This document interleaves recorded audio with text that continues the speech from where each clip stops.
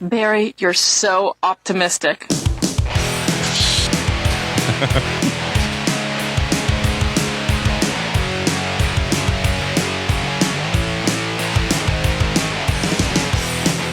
Hey everybody, welcome to Core. We are Core, the hosts of Core. I am Scott. That is John. That is Beau. Hello. Hello, everybody. The other two of us. Hi. Hello. I've never heard the term optimistic be used in a way that sounds like an insult. Yeah, she's being rude. Her tone is rude. Well, I think some people that are like don't like people that are you know when you know a cynical guy and someone's like, oh, of course you'd think that. Of course you think that person was just being nice. Mm-hmm. You know. Plus, it's Barry we're talking about. I guess maybe you're right. I just feel like I've heard it before in some capacity. You know, someone's not cynical enough, and it's annoying. Let's hear it again. Barry, you're so optimistic. Ugh. It's just the way she says it, because you might look at someone who's like, you might be like, oh, this such and so is like such a great thing, and they're like, no, here's the truth about something. You're so optimistic. I guess they don't use the word optimistic. Right. What do they say? Play it one more time, Scott. This is what I'm thinking now. Okay, here we go. Barry, you're so optimistic. That was the first time Jill Valentine used the word optimistic. She didn't like it. I was just going to say, like, the way that this was, like, done back then, I don't think nobody was directing anybody. People use this. It's not optimistic. It's like you're so positive, or you're so benevolent. But like when someone like really thinks generously, and you're like, you're so naive, I guess is maybe what. Oh yeah, she says it in a kind of, you're so naive, Barry. You could replace naive with optimistic, and it might work. Now, I'll play it again, but listen to it as if it was naive. Barry, you're so optimistic. Barry, you're so naive. It's also a different word with different meanings. So. Does that even fit? I don't know what comes before. Like it's again. I don't think it's meant to be an insult. I don't either. I think Barry's just like, I think it's meant to be we're gonna be fine. Everything's gonna be great. Mm-hmm. Yeah. Some people might be like, you're so generous towards people, or you always think the best of people. Maybe like I need the more context. And that's where's the rest of the context, Scott? Oh, yeah, where is it? Let's ask Barry. The context is Barry's betraying everybody. Here's what Barry would say: "Dirty, rotten traitor is what he is." If I said to Barry, "What's the context?" he'd say, "Rebecca." Oh gosh! All right, that was actually what? Barry, by the way. Rebecca. Is that Barry? Yeah. Rebecca. Well, who is Rebecca? Can we get a version where he doesn't sound like a completely different human being? What? Rebecca. Rebecca. Everything else, chill. You were almost a chill sandwich. Yeah. Oh, Jill. And Jill. Yeah. I don't know what happened. Rebecca. Jill. Rebecca. I love it. If Rebecca like took off all her clothes or something like that, you know what I mean? Like, Rebecca, oh what are my you goodness, doing? Like, Rebecca! I'm so embarrassed. Rebecca is Rebecca Chambers. She's also on the Stars unit. Although I don't know why he'd be saying Rebecca. They don't meet in that game. Mm-mm. She's in the intro though, right? Or part of that video thing? Well, Barry is to Jill what Rebecca is to Chris. If you play as Chris, you meet Rebecca. If you play as Jill, you meet Barry. Okay. I didn't know that. I didn't. My memory of who Rebecca was and what her significance is very limited. I don't remember. But what a perfect time to bring this all up, because we're basking in the glow of the release of Resident Evil 9. Requiem is the name, and John has already beaten this game 2 times. Might do a third. We'll talk about it when we get to it. But I think it's great that we're celebrating Barry ahead of this momentous discussion around that game. Time to play some Marathon, I suppose. Yeah. I'm sure John's lined right up. That's his next game is Marathon. Yeah. Nope. Oh, sorry. The opposite of that, whatever that is. Anyway, well, thanks for being here, everybody. A couple of quick things to get out of the way. There's some more swag in the offing on the site. I was excited about this, and so I want to let people know. There's a new Core Gaming desk mat that is, as you see it here, those who are in the chat, it's a big, giant version of our logo on top of some cool gamer stuff. And it's big. Here's a shot of it on a desk. Look at that thing. Huge. That is big. Yeah, it's very big. And as you can see, made out of some real nice material. In fact, I can tell you that it is made out of 3 millimeter thick neoprene with anti-slip backing. Ooh, and you can wash Wow. this thing. You're not supposed to wash it with a machine, but you can spot clean it with warm water and a dishcloth and that sort of thing. It's a You very should add nice. a bullet on there that says "Play games, always win." Yeah, I should have down here at the bottom or something, Yeah, white that text. should just be the bottom bullet for all our merch. Well, Play maybe games, shout a always bullet win. that says Rebecca. Rebecca. Rebecca. Anyway, go get it today at frogpants.com/Cora. You'll find that and all our other cool stuff that we have over there. Get yours today. All right. I think that's it. Let's get straight to what we're talking about. Sony is out of the PC port business. They're out. They were never in the PlayStation business anyway, or sorry, the Nintendo business. So they're not pulling anything out of Nintendo's world. They had a couple of games on Xbox, but those were kind of weird. But now they're getting out, and there's a bunch of questions about why they're doing it. The timing's interesting, but that means no Ghost of Yote for anybody on PC. You got to go play it on PlayStation. What was the effective date? So they put Ghost of Tsushima on PC, but no Ghost of Yote. So Correct. If you liked it.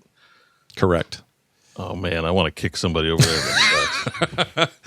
Well, we'll get into why we think they're doing it. I think we probably all have some thinking on that, and maybe it's all the same, but you're not going to get any of those things. And by the way, last year I looked at the exhaustive first-party AAA games that Sony released in 2025.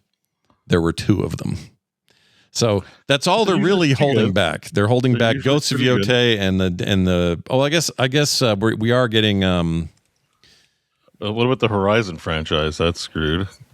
Well, everything except I guess isn't that free to play one already locked in for PC?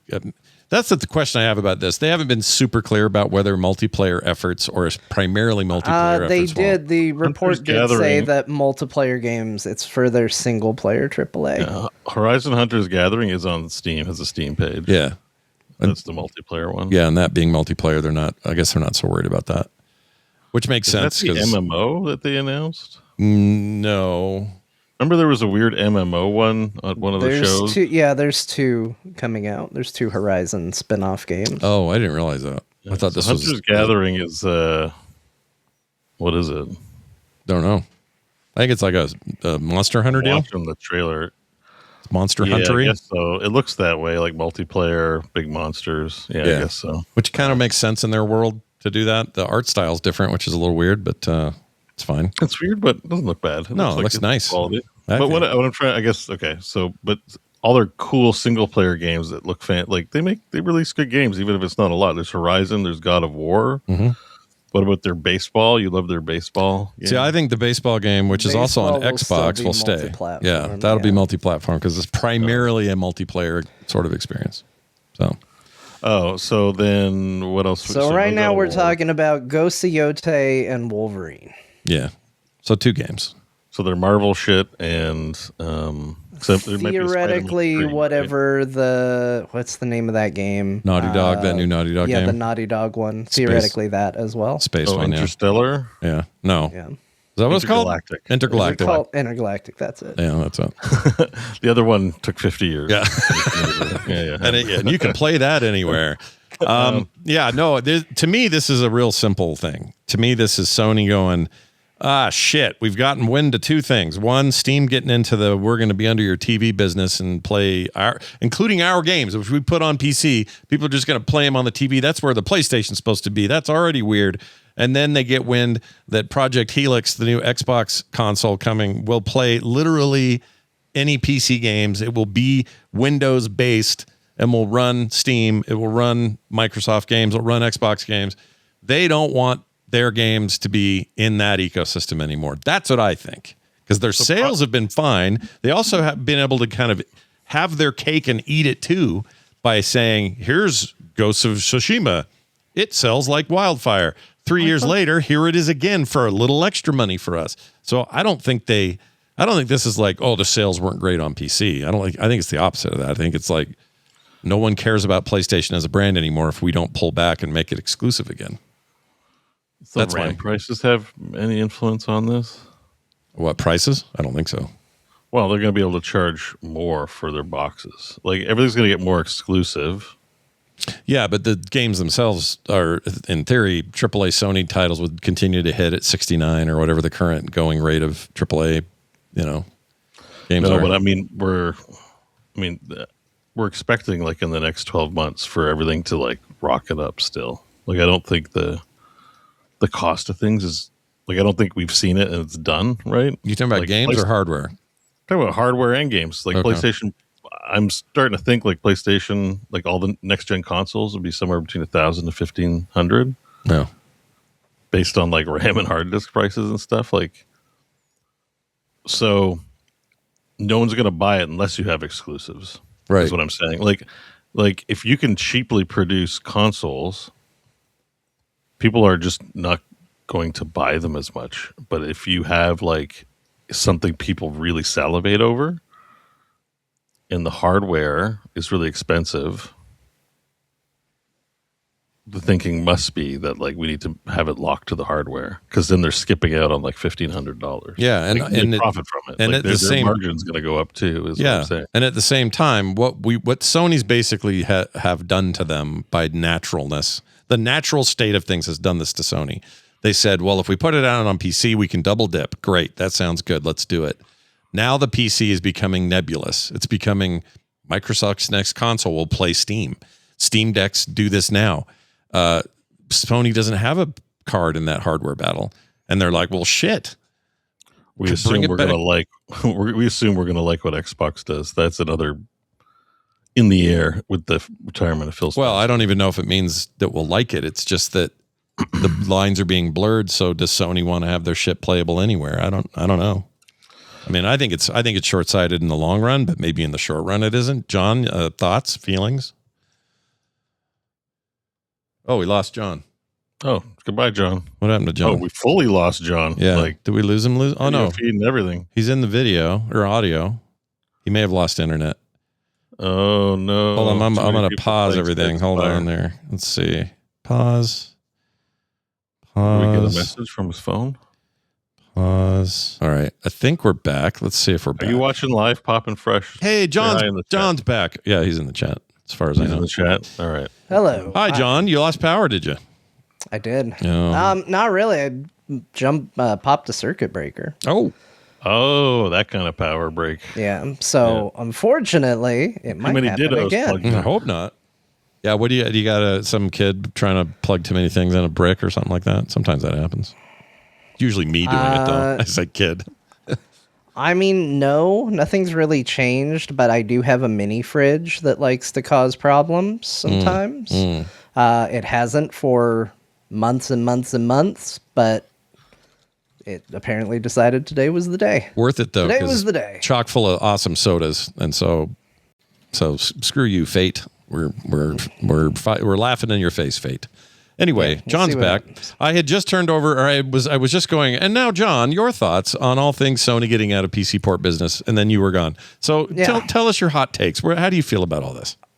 So, we talked about this last week, and it's kind of nice sometimes when we get to come back to something because people have a lot of thoughts about this. Like it's something that people got lots of opinions on.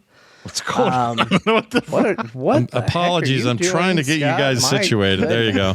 That was some trippy ass That was shit. the weird. I feel like I was watching something get tie-dyed in real time. With you leaving, it changed the layout, so I went to fix it. I honestly I couldn't tell you what caused that. I don't know. That was really weird. That But was anyway, awesome. It looks so cool. you're back That was now. an effect. Sorry, go ahead.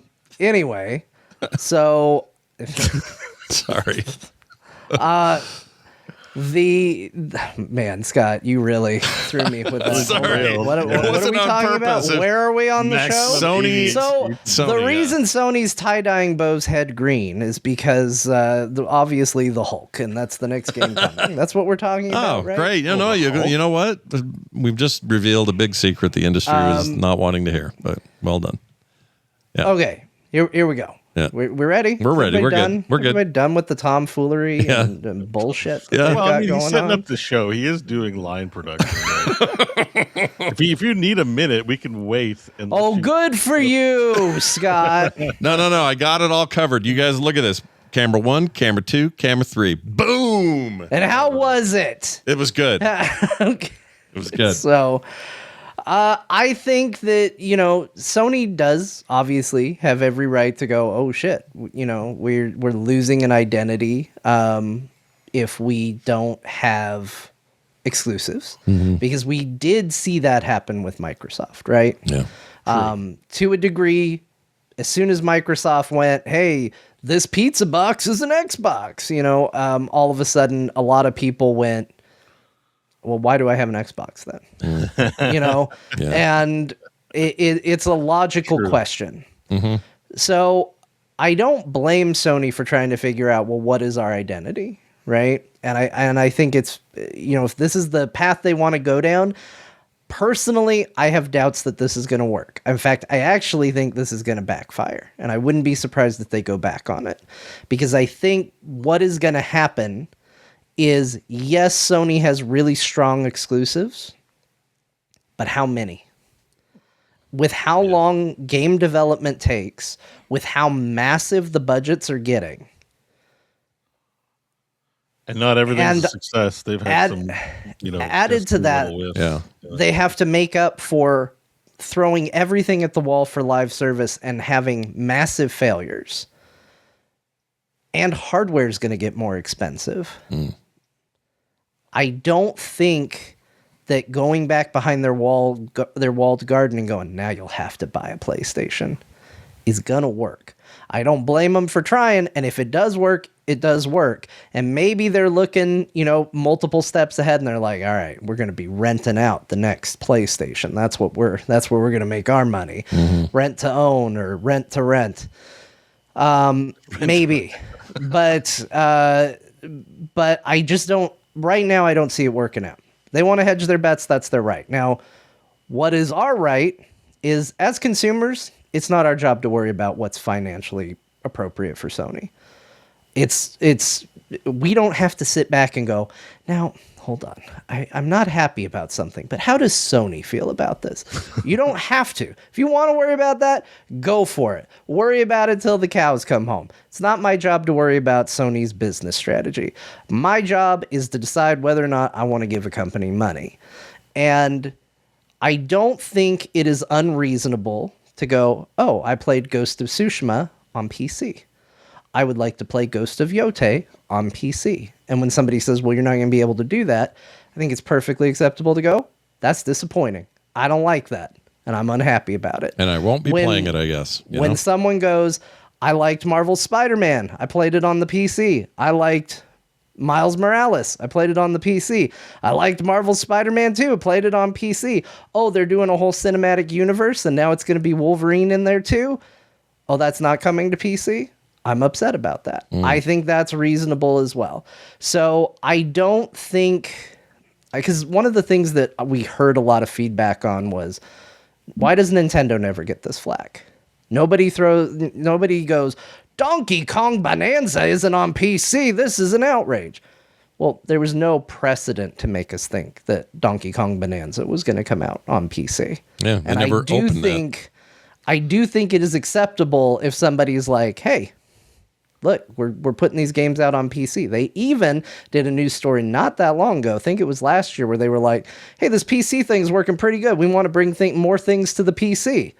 I think there's a reasonable expectation to go, these things are coming to PC.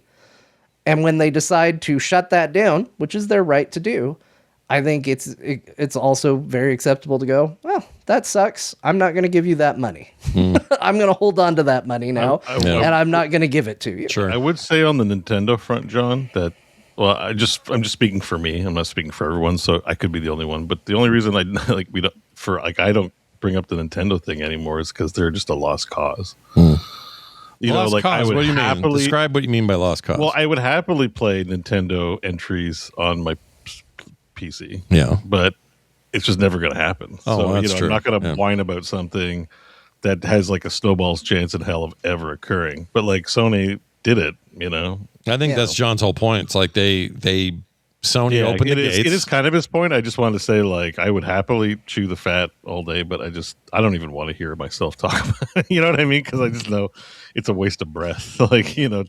I wish. So I was really stoked when Sony made this decision back to open it up to PC future, right? Yeah. And now that they're pulling back, because that genie's out of the bottle, to John's point, I'm kind of mad at them. but I'm also like, well, I have a PlayStation. I'll probably, if I want to play Wolverine, if I really want to do it, I'll play it there. That's fine.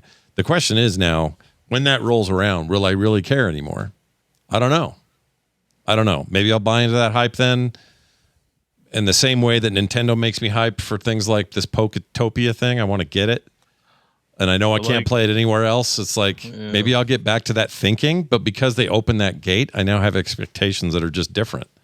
So Out of all the it Sony shifts. games- It Oh, shifts sorry, go ahead, John. expectations. So, I mean, that's how I feel about it. And it's like it does make me want to vote with my money. It makes me go, all right, well, I'm not going to buy Wolverine. Yes, I could play it, but I didn't spend a lot of money on a gaming PC because I don't care about where and how things look. And we got a lot of pushback last week for saying I don't want to play it on the PlayStation because I think people took that as us meaning it's going to be unplayable on PlayStation. I have no doubt Wolverine will be playable just fine on the PS5 I have back there. Yeah. But I didn't invest in a gaming PC to settle. You know what I mean? Yeah. And like, this is me talking for me. I'm not telling you that everybody else, you know, if you're happy with your PlayStation experience and that's fine, good on you. But when I sit down and play, I want to play on the best hardware that I spent money on. You know, I want to know that that money went towards something. And if I sit down on the PlayStation, I know for a fact that there's a better PlayStation out there already. And I think instead of thinking of it as like, oh, well, it's still on the PlayStation. Imagine, you know, the days where a game would come out on like original PlayStation and there was a PlayStation 2 version. You're like, well, I got to get the PS2 version, right? Like that's the new one. I'm not going to play it on the old one. Right. That's kind of the same vibe I get from like, yeah, there's a new, better version of the PlayStation. I don't really want to play it on the old version of the PlayStation, even though, yes, it will run. Yes, it will still look good. That's my decision. That's how I feel. Sure. I'm not going to tell you how to make yours, but that's how I feel about it. So for me, it's easy to ignore games like that and just go, well, I'm just not going to give them money. And then maybe, hopefully, they make a decision that I feel is more consumer friendly and they put it back out in other places. If they don't, oh well. Yeah. You know, I will decide that on a game by game basis. Wolverine is probably going to be the biggest temptation, but even Wolverine, like Spider-Man does things that only a spider can. You know, you understand true. what I'm saying? True. He spins a web. Yeah. Any size. Any size? Hold on. Any size. Let's not get crazy here. It is a unique experience to play as Spider-Man. Yeah. You're not going to really play other games and be like, oh, this is really scratching that Spider-Man itch. Yeah. That's true. I'm not going to get the story of Final Fantasy VII, which I'm invested in, Yeah. by just playing a different JRPG. Yeah. Yeah.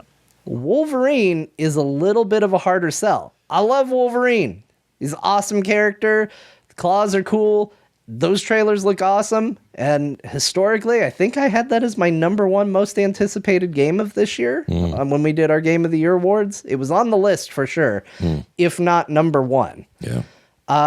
But even then, like, I don't need to live go without it. out of my way to play a hack and slash game. There's Yeah. a lot of them. There are a lot. And that will be something that I can very easily skip if I need to. Yeah. Fair point. You can probably get Wolverine claws in Crimson Desert anyways. So Yeah. By the sound of it, Crimson Desert might be all those games John mentioned in one, coated in a I thick. think it might be every game. Yeah. It's going to be real weird when we I finally did get want that. to say one thing though, too, about I can't remember now. Shit. Sony, PC, Xbox. It was about the PlayStation. It's Oh, I wanted to address like some of that because he brought up some of that commentary too. Like I know I kind of went hard because a lot of my opinion on PlayStation 5 is like the only game I played on it was Final Fantasy 7 Rebirth. So I kind of go hard on being like it's a piece of crap because I was mad. Like I didn't get my money's worth. You know, like I thought the frame rate was still even bad. Like it wasn't 60, it was like 40s and 30s. Like it was not good. But people have like. We're saying like judging the performance of the PlayStation 5 on that one game is like not a good indicator because it runs a lot of the games pretty well, apparently. So Right. I can't speak to that because I haven't played any other games on it, except a bit of Spider-Man 2. I think I played a demo of it or something like that, and it seemed fine from memory. I don't have a that game's real smooth around. so I could be wrong about that. So as a correction, maybe people like their PlayStations and they're just happy with it. Like from a performance, I played all of Spider-Man 2 on that PlayStation. Yeah. It played fine. Yeah. It's a 60 frame per second game. It runs great. It looks nice.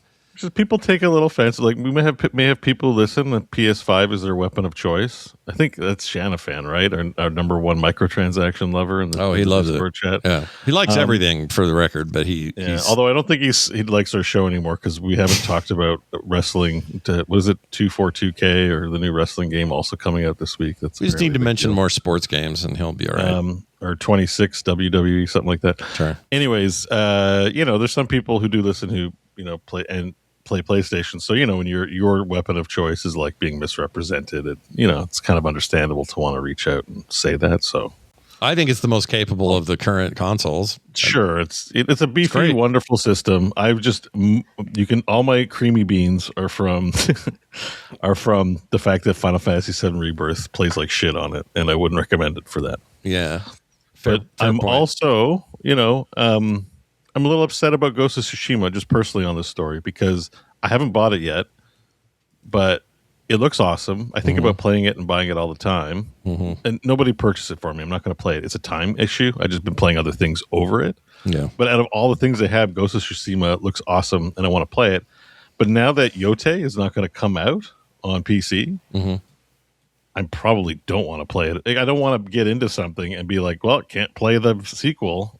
I now love this franchise. I have to, maybe I'd buy it for the PlayStation. I don't know, but I just want the option, man. And it just kind of makes me bummed out. I'm not going to have the option. So, yeah, I think if you don't, it all goes back to, I think, John's original point. If the thing, they open the gate and say, PC, woo, we're doing it. And then they do that for 5 years or however long they've done it. And then they go, nah, maybe we pull all that. Like, it really is hard to stuff that genie back in the bottle. So my hat's off to him for trying. Good luck to you. But I think it probably is going to hurt them in the long run. And I don't think it's good.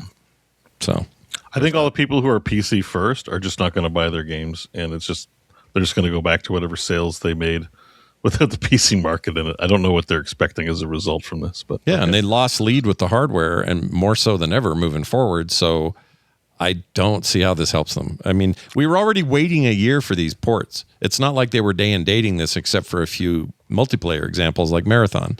But the only way this makes sense to me, Scott and John, is if they go really prestige with the box, like it's a $1,500 box, like Because Sony stuff, when I go to Best Buy and stuff, there's like the TVs, and then there's the Sony section with the freaking expensive TVs. Like the Sony is a prestige, like a premium brand name. Even I remember my grandma was like, "Oh, TV Sony, whoa!" And it's like it's a fucking cathode ray tube, like whatever, dude. Like people do believe in the magic that the Sony brand somehow makes it like more valuable or better, right? And they may want to try and make that play with their next project. Like, we're putting the best parts in it. It's going to cost $2,000, and only the premium gamers that are smart buy this thing and just serve that segment of the market. Sure. So I don't know, man. Yeah, I don't know either. We'll have to see. I want I want to be able to buy games anywhere. I also understand the business is shifting and that they feel like they got to do this. It's a weird deal. But we do have finally some confirmation on something we've been all believing for a while anyway. And that is Assassin's Creed Black Flag remake is indeed coming. And it's now official. And I'm personally excited because I love Black Flag. And I would like to play it in a new form. All right. I don't know if anyone else feels that way, but that's how I feel about it. It is coming to all platforms. Let's see. Did we get a date? Wait, are they okay, hang on. I sort of missed a few words in the sentences. I'm sorry about that. Black Flag, resynced. The remake we all knew was coming on its way. Resynced. Yeah, you like that? resynced because it's an Assassin's Creed idea. You're hooked to the Animus. I know. I remember Crofton loved Black Flag, and you guys love Black Flag too. I'm not a big Assassin's Creed knower. I'm a massive fan. I love it. Black Flag is probably like my second favorite Assassin's Creed. Is that behind Odyssey? Yeah. Oh, so this isn't just like a remaster, right? They're doing like the whole. The word is making the game again. They're awesome. Yes, they're reusing the term remake. So one would hope that it's not just an up-resed, PS4 version of the game, which is all we have up to this point. And they have all those lessons and assets from their their quadruple A game that they can also like leverage in this, right? Because if I understand correctly, this is the pirate one. Yeah, this is the pirate one. Yeah, it's the one after Flag, 3, which 3 disappointed a lot of people. Some people like it. Lucky You're Not in the chat loved it. Mixed reviews there. And they did a remaster of that one, but that was just up-res stuff. This is supposed to be like a full-on remake-y thing. Because it's the first version of this game was PS3 360. They then up-resed that to run well on Xbox One, PS4. And so this should be more a proper like remake. And if they do it well, it could be. I mean, I love pirates. In fact, I think this game may have turned me around on pirates. Because prior to this is what game, made you a fan. Yeah, prior to this game, I kind of wasn't. I don't like talk like a pirate day. I didn't think they were nearly as good. Everyone would say ninjas versus pirates, who wins? I'm like, ninjas every day. Freaking pirates are lame. Something about this game turned me a bit toward the pirate point of view, and now I really like pirates. So I think this game had that effect on me, and I look forward to it. They're going to have to refine some stuff, though. I recently checked in on it, and there's some problems. There's some weird UI shit, stuff they don't do anymore, things that make it feel old. So they need to tweak it, but I'm all for this. This might be the first Ubisoft money I spend in a long time. So watch for that. Hey, it's that time again, everybody. There's a video game going under. You'll never guess what it is. John, throw the surprise going out. under. Yeah. I don't mean to shock anybody, but Highguard is shutting down. What? I like how that's news, but I just assumed that it happened already. When I heard it, I was like, oh. Well, you can look at it as, hey, surprise! They're making it until March 12th. Yeah. But hey, there's Look at breaking it news today that What? that they just released a patch for it that adds talent trees and new heroes. Yeah, they put out a huge content update. Yeah, they put out a huge content update, but first they announced it's closing. Wait a minute. Why would you? Well, I guess you did the work. You may as well. They must have really good supply of cocaine. This is really weird, man. A really topsy-turvy way they're going about everything at this point. Yeah. I mean, we've been predicting for a while here that this was all going to go bad, but I didn't expect it to go this quick. I thought they were going to kind of keep it on life support for at least a year or something. Didn't we talk about that, or am I making that? I might be making that up. We did because the story came out that they lost like 90% of their staff, but yeah, it's going away soon. It lasted longer than Concord. Give it credit for that, I I guess. just think they could have released this with a box price and just made it so you could host your own servers, and then the game would not have to be shut down and closed forever. I don't know. We don't need to update the gamer lexicon. Concord's still the biggest metric of failure in video gaming. But is it got Redfall or Concorded? Oh, Redfall still. Redfall's had lasting power too. That you see when people mention it in their like video essays. Yeah. You know what they're talking about. Yeah. When they bring up Redfall For sure, but that's still a game you can go play if you want.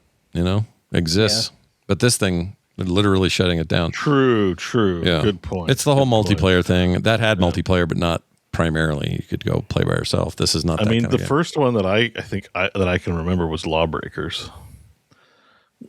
Was it B.J. Klavinsky? No, Cliff Blazowski. Blazinski. Yeah, Cliff Blazinski. Yes, Blazinski. That's it. Blazowski? What's his name?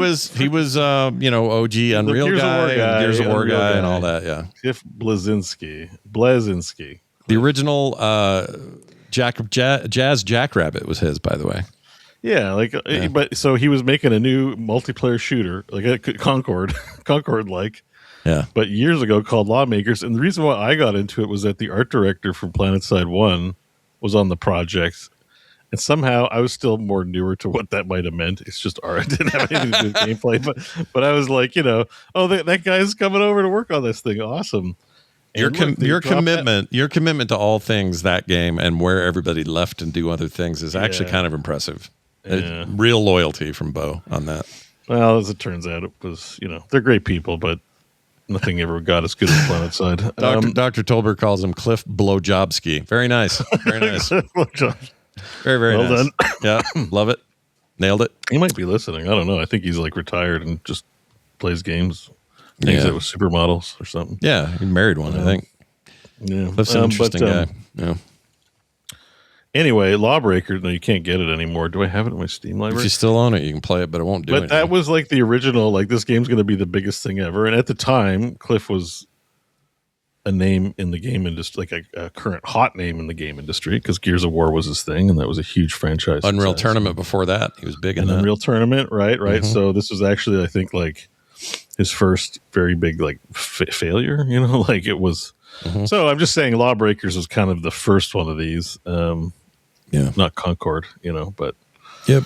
yeah. I don't know. I don't wish the Highguard people any ill will. I just feel bad that this all went this way, and I think it's a little sad that I don't know. I don't want to levy this at Jeff. It's not really Jeff's fault, but Jeff Keighley following up on the meme with another joke about Jurassic Park, and I don't know. To me, it felt a little shitty because these are people that are just trying to make a game, and yeah, it's not great. And if it was, enough people tried he it. kind of has to own his part in it too. Like he literally posted, "You're going to be apologizing to me." Like, you have to acknowledge it. It's maybe a little Yeah, weirder I to agree. pretend you didn't do it. I agree. The other But- part that sorry, go ahead. I'm interrupting. Sorry, John. But I also don't, I don't blame Jeff. In fact, I think that anybody that says the game failed because of the game shouldn't be blaming Jeff. Because if you can't think that it's the game's fault and then say Jeff getting a bunch more people to pay attention to it is part of why it failed. Because this game was played by, they put it out in their talk, over 2 million people played this game. Yeah, lots. That's a lot of people. And then it didn't hit sustainable numbers. That many people didn't play it and go, "Oh, but people say this game isn't good. So even though I like it, I don't want to be on the outs with the gaming community. I'm not going to play it." Yeah. Like, it's on the back of the game, and Jeff got more eyes on it. If we lived in that timeline where it just, shadow dropped, could things have been different? Maybe. But at the end of the day, the game was going to be the game, and I don't think the game had legs at any point. If it had legs, you're right. 2 million people is enough. It used to be, I don't know if you guys remember this, but not that long ago in the gaming world, if you said our game sold 1 million copies, you were a runaway success. Now the industry has grown and its base has grown. So maybe those numbers have all increased. But to say $2 million is bad is make frustrating people players. to make people players. Yeah. But then they get in and then they leave. Well, why? It isn't just because they hopped on Twitter real quick to see what people are shitting on each other about. I agree with John. I think for themselves. Yeah. yeah, this is either good or it's not good. It's either good enough to compete in a space that's already crowded and hard to compete in, or it isn't, and it just isn't. And that's okay. It's okay. Blizzard proves that because people are like, "Oh, Blizzard sucks," but then like their games have tons of people who love and play them. It's like, what are those people talking about? Yeah, no, you're either people. I agree with that, and I'll bet you there are people at Blizzard who talk about this very issue of like it's PR is important. What the streamers are saying is important. It's all important, but what really matters is your baseline of people playing regardless of the noise, and they never hit that. Well, when you're very popular, you do have haters. Like that's there's no everyone that's known has a contingent of people that are like, "Ew, that guy." Like, so it's being able to distinguish signal from noise on that front. It's not that they exist, they exist. And it's almost an indicator of success. It's just like, who are your who are the people who do enjoy it, and Did neither of you got this game, right? We don't have this in any of our circles. This Highguard? Yeah. I played it. Did you play I played it. So you guys have it? It'd be fun. We talked about it. Yeah. Right. I couldn't remember if anyone played it, but I think it'd be fun if you still own it and you didn't get your refunds. I wouldn't blame you if you did, but if one of you still has it. Well, it's free. It was free. Oh, it's free to play. That's right. Yeah, I didn't pay for it, thankfully. I forgot it was free to play. Never mind. Yeah. But I didn't make any in-game purchases because, and I imagine their spend was probably really low because people only spend in free-to-play when they believe there's value to it. If you have a free-to-play game and they know in their heart it's going to be gone in 3 weeks, no one is opening a wallet. Yeah, I keep forgetting that it was free. Forget all I said about the 2 million mark. That's when something's free, you hit that easy. That's what I mean. If they would have just, said like, pay us $40 for this game, like Overwatch did or whatever, at least they would have gotten. I mean, there would have been refunds, I think, but they could have kept it alive for 6 months and recouped some of that loss. But I think it's just 10 cents loss at this point because that was the only thing that sticks in my craw really about this. Like, games fail, it sucks, whatever. Maybe they're not great, whatever. The only thing that really just burns my ass, and I don't think this is Jeff's fault, but I'm not 100% sure, was Jeff went hard and gave a speech before he showed the trailer about indie game studios are important and we have to respect these. Now, I don't think he used the term, this is an indie game studio. No, he did not. But the way he delivered the speech implied that what you're about to see was from a small team that, scraping by on their own finances, not a 10-cent backed project. Right. And that's a misrepresentation, and it was deliberate. Because that's the whole problem with like indie is like indie's not an official term, so any marketer can use indie. But you and me, we only care to support grassroots gaming if they're legitimately that.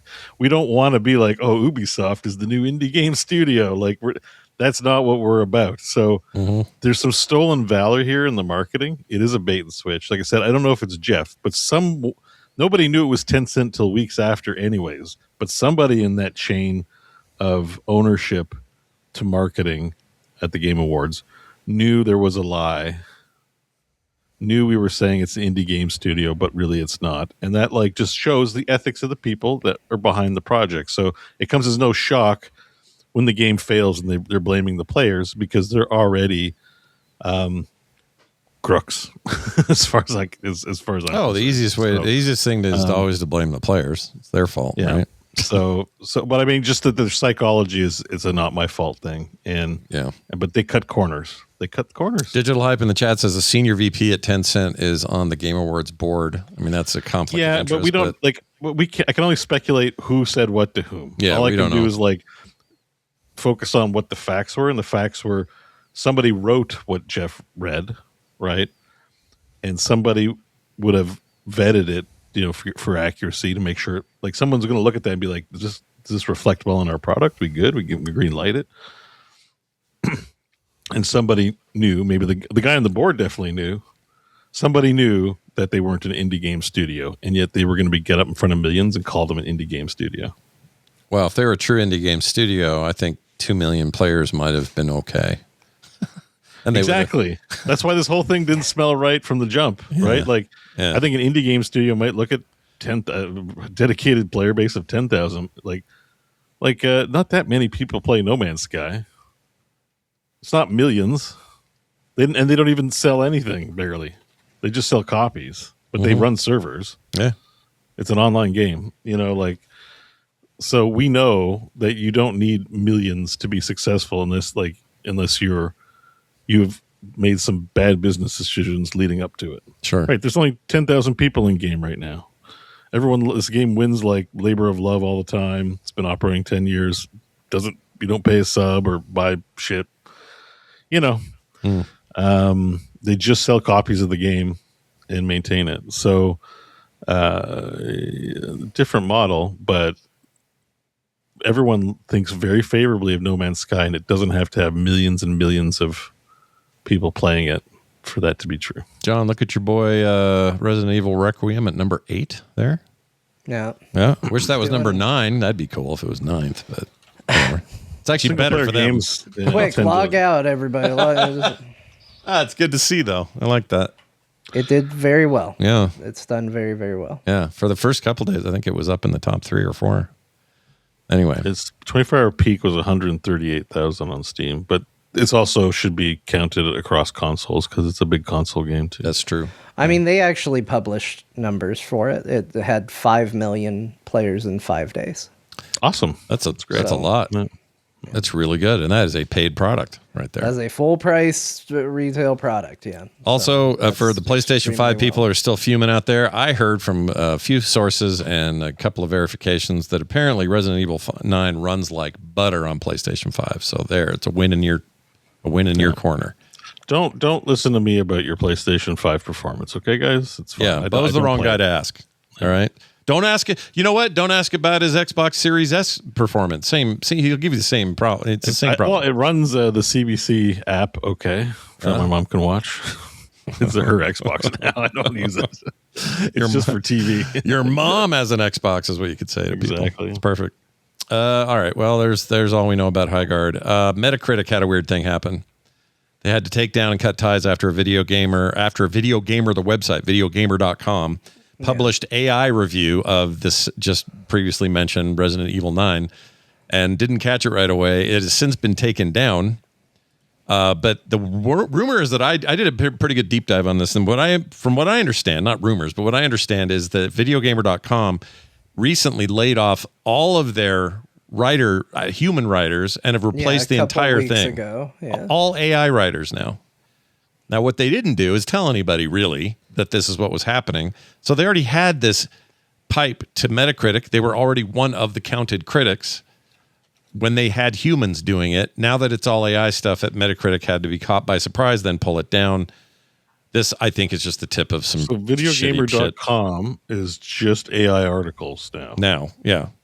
So I'm going there. I'm looking Call of Duty Black Ops 7 Season 2 Reloaded adds new maps and modes. Yeah. So when I read this thing, it's definitely an AI. Yeah, it's beep, even boop, though it beep. says Stephen Danielson wrote it. Yeah, so this one, the Resident Evil, was written by a person named Brian Marigold. That's a fake person right off the bat. Brian Marigold? Come on. Does he throw a coin to his Witcher, or what does this guy do with And his life? so they were first tipped off that his profile picture file name was ChatGPT-image October 20th, 2025. Great.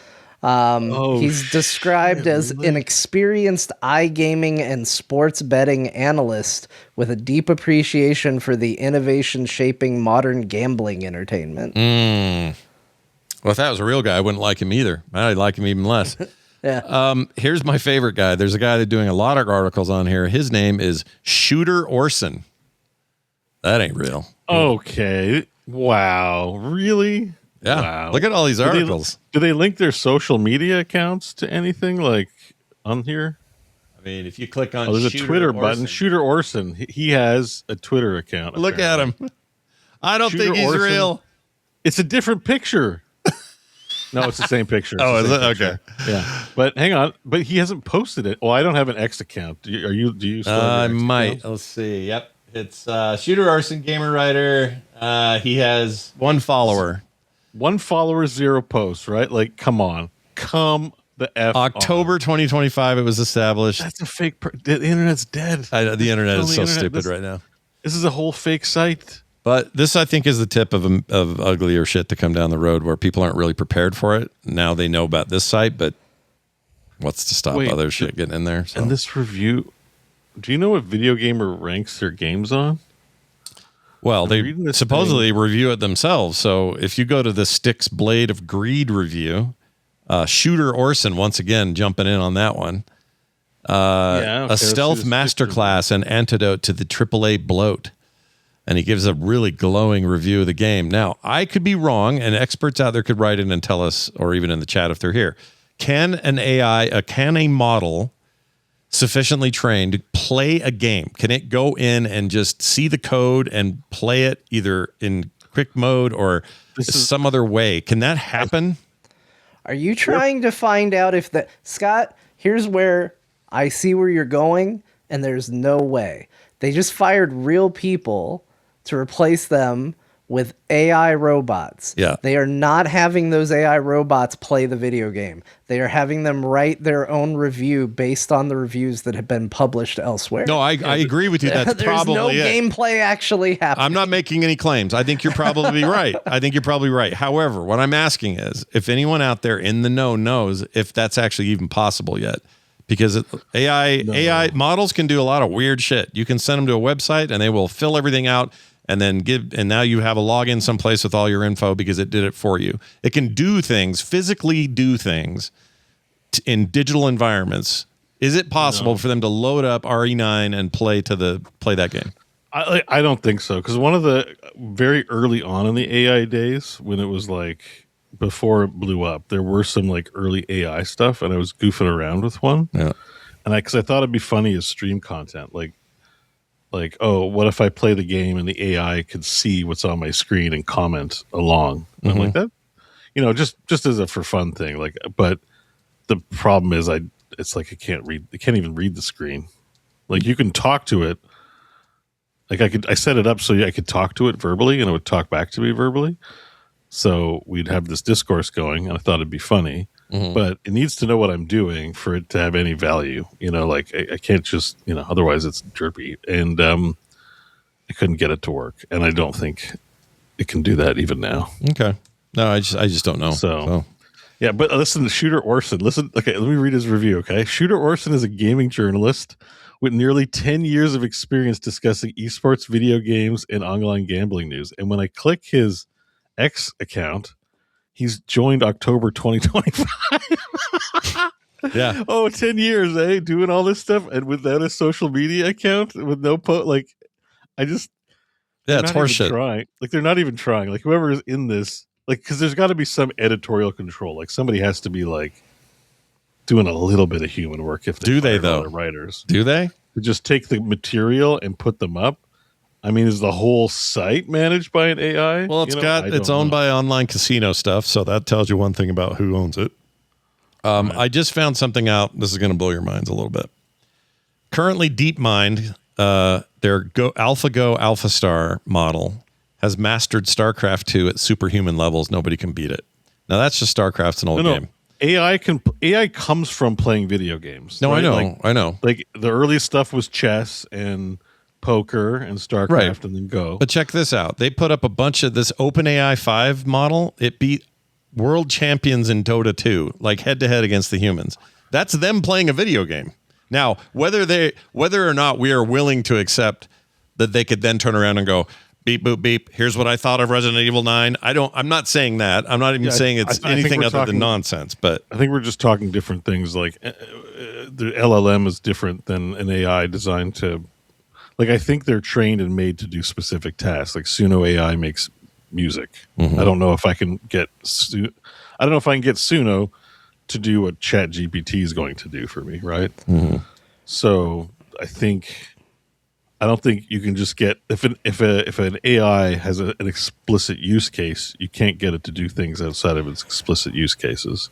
Right, because they talked about DeepMind like years ago, training on StarCraft. We talked about it like a decade ago, on stuff like that. So that's been going on for a while. But we're not at a point where you can just, like, that's training specifically for that. We're not at a point where you can be like, ChatGPT, will you play Resident Evil for me? Like, we don't have a Lieutenant Commander data yet. Let me get in there. Yeah, there's no data yet. Data doesn't exist yet. No, but it feels like this stuff moves pretty damn fast. Like, one of the reasons, I just looked up an article on Gears of War, and it says here, why Gears of War is especially hard for AI. Cover-based combat requires spatial reasoning and timing simultaneously. Enemy AI is reactive, so the agent needs to adapt moment to moment, and it's not great at that yet. But they're trying. They got Quake 3 down, it says here. Why not? I'm not saying we want this. This is a shit future. I don't want it. It's garbage. But I'm just saying this sort of stuff's the tip of it. And this is worse because John's right. It goes out and gets like the aggregate. Things like MetaCritic, takes all those reviews, churns it through here to make readable reviews that look like a guy named Brian Marigold wrote it, or Tom Bardwell. Give me a break. Anyway, and then they shove that shit right back to MetaCritic. and act like they're a legit review source. It's shitty. It's gross. I hate it. Dead internet theory. AI generates content. AI reads other content online, and so it's just regurgitating its own barf. Yeah.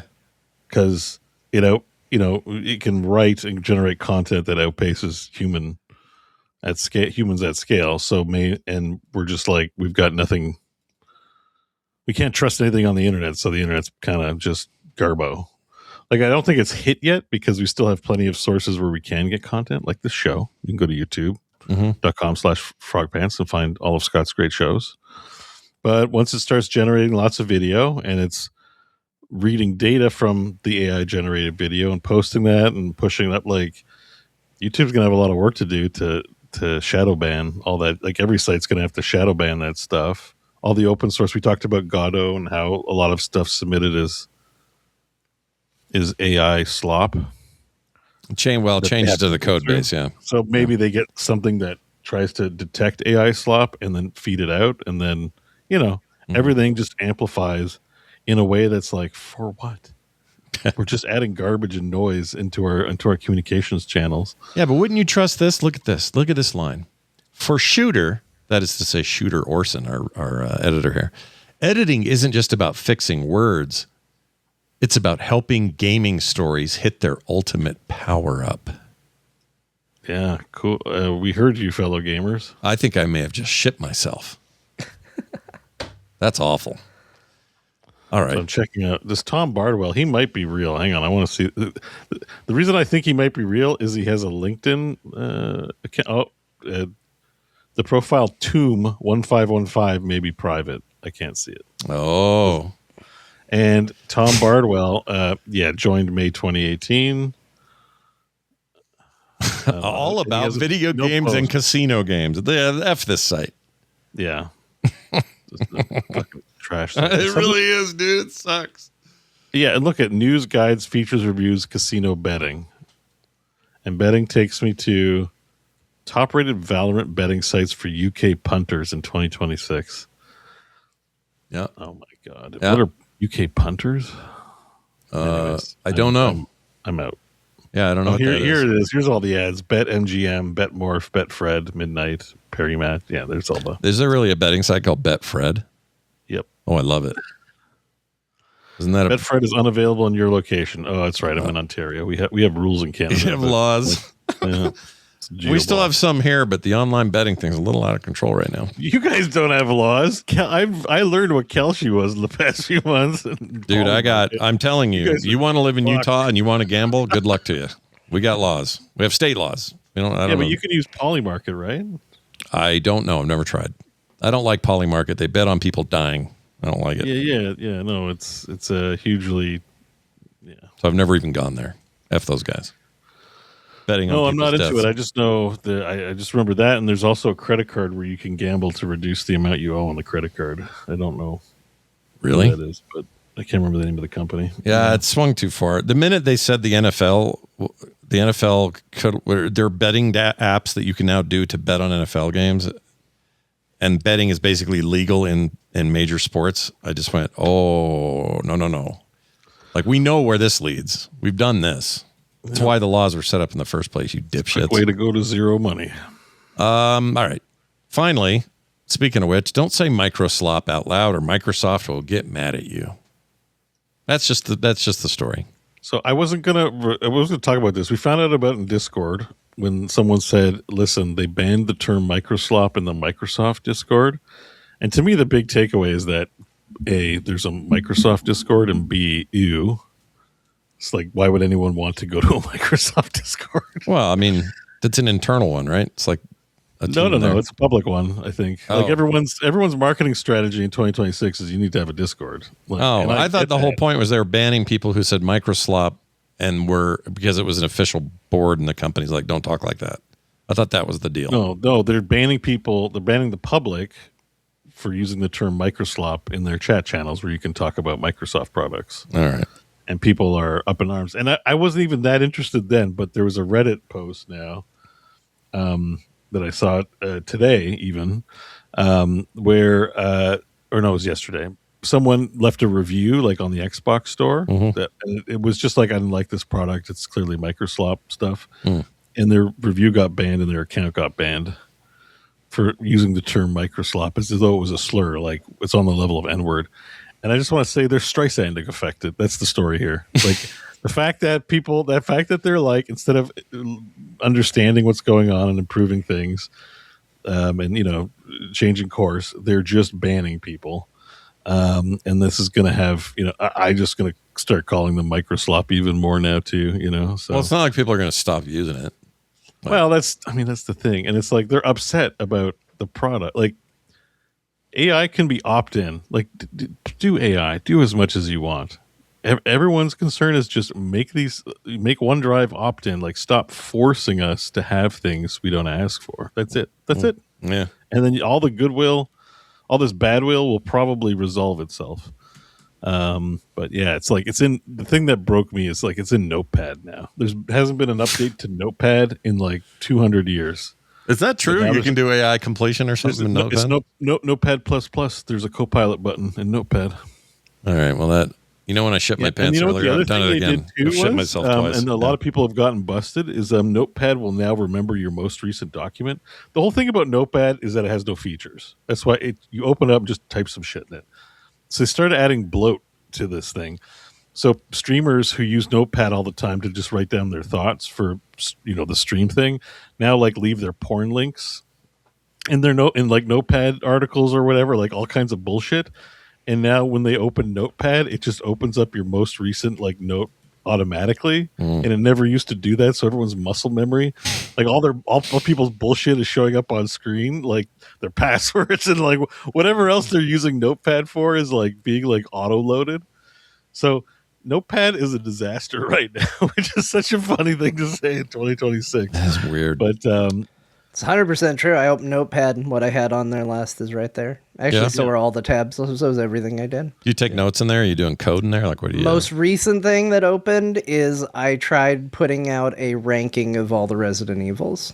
yeah. See what my rankings were. So, but if you happen to be doing like, put some, if you have something embarrassing in there, it might get loaded up automatically if you're streaming or if you're at the office and you put, I think such and so's a cutie, you write in your diary and then you're at a meeting and sharing your screen on Teams and you actually open up your most recent Notepad document.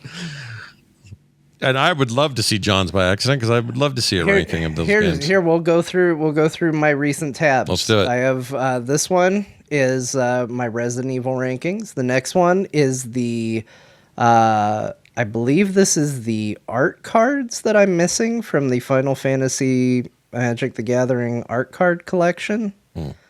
Maybe something else in there, but it's a list of Magic cards, so that's pretty embarrassing. Right. Next one is a Dear Martha letter. About is a previously unheard one. Oh yeah, this is one. This was the one. Pong is a 1972 video game where you control one of two vertical lines that represent paddles to bounce a circular ball back and forth.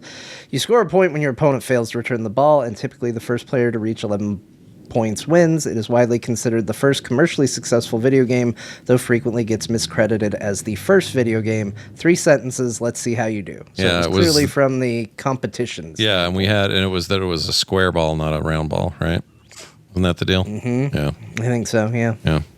Does you have Copilot on your Notepad? I do. There it is. I do right too. there. I have a button, even though I've uninstalled it in other places.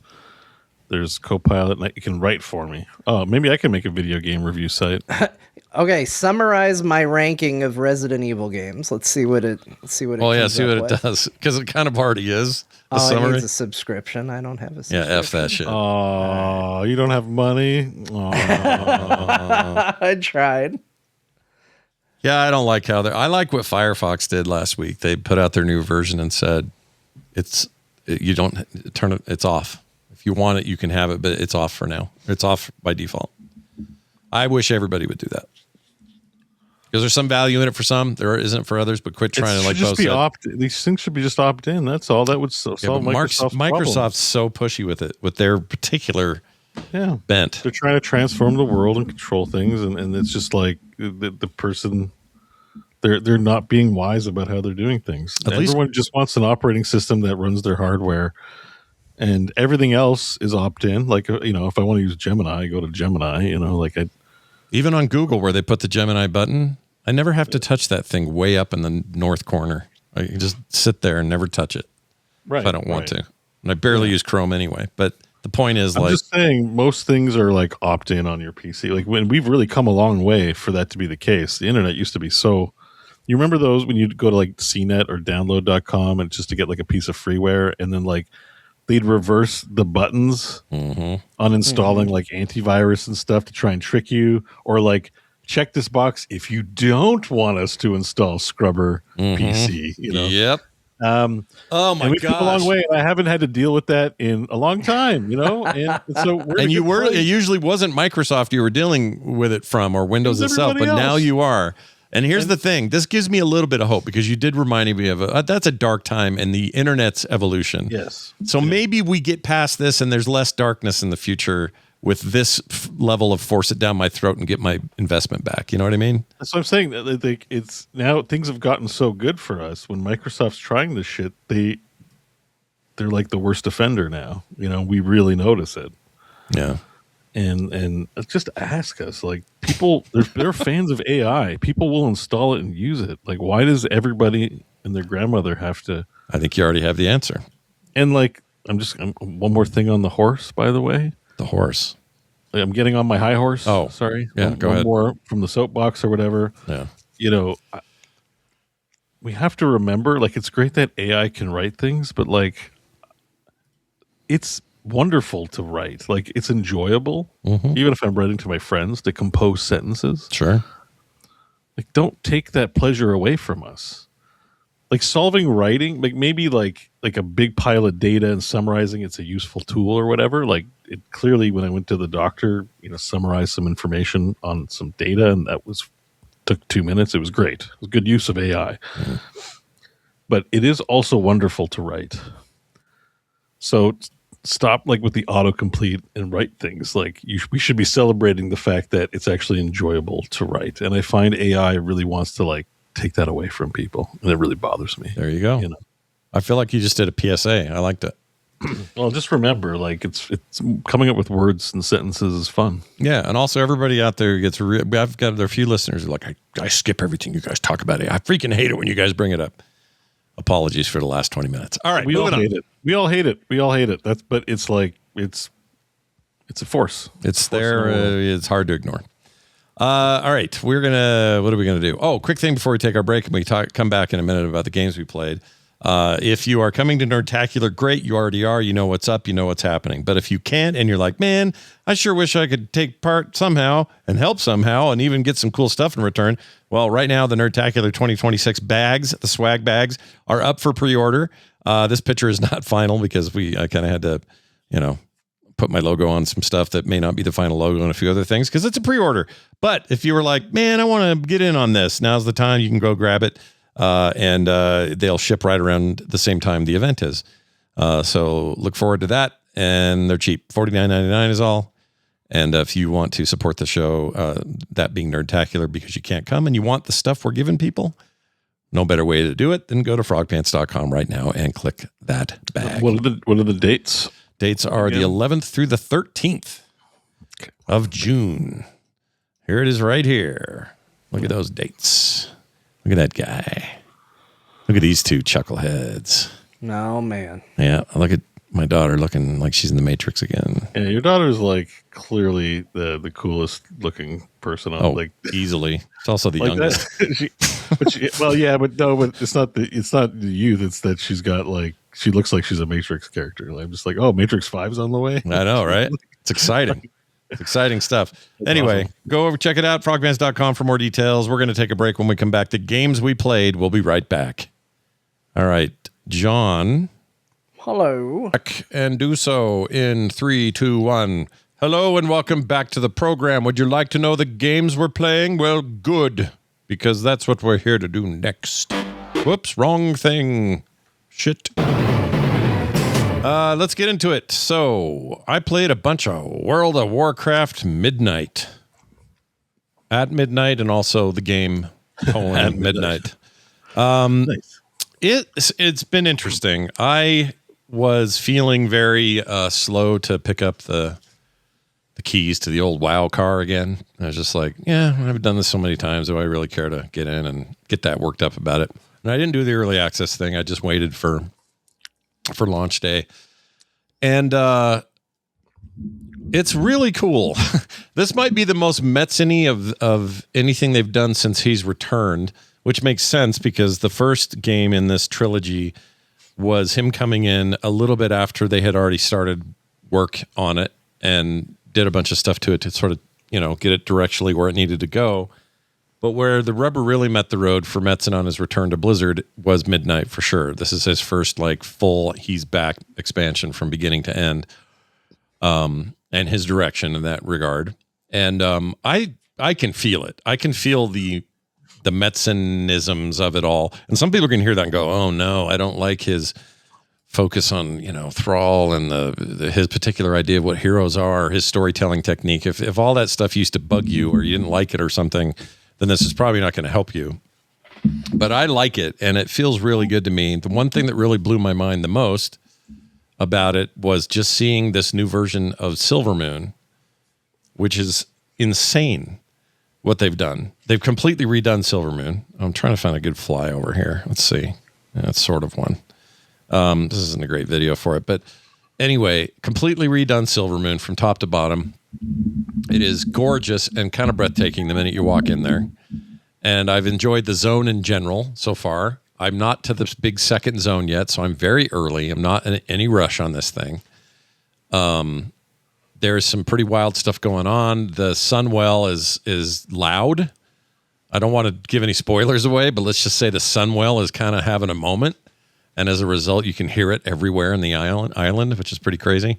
Oh, weird. Yeah, it's cool. I like that about it. But it's really quite amazing. And there's parts of it where the color just blows your freaking mind. This zone is just really, really nice. So that's as far as I've gotten. I haven't gotten to Zulamon, is it? Where they had a raid and then they turned it into a zone. Apparently that's very impressive.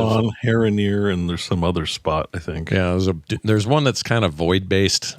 I don't know if it's the last one or whatever, but it's your typical structure. It's what you're used to. It's what WoW does. Is there's a main quest here, and you got a ton of voice acted stuff, as much as you're ever had before, I guess. Although it feels like more. I could be wrong. I didn't see the Erator cinematic, but they do have it in game, and it was fantastic. It's badass, dude. That guy he's hyper. Yeah, the way he fights is it's kind of like, oh shit. Yeah, and they if you didn't really show a lot of fighting in the main cinematic, but it's another cinematic basically. Yeah, full cinematic for that bit. Shorter, but he's definitely wailing on those void walkers, void dudes. They're pretty cool in these things. I think they're as cool as I've ever looked. Those void walker guys. But anyway, I think that it's. It's the structure you're used to, though, over the last few expansions. There's the MSQ, there's side quests, there is a bunch of stuff like that. I'm going to say something that will make some people give me shit, and that's okay. I'm here to take your shit. I think that the one button thing is actually kind of great. I really like it. Oh, one button assistant. We got a one button assistant fan. Yep, and I'll tell you why. Here's the reason.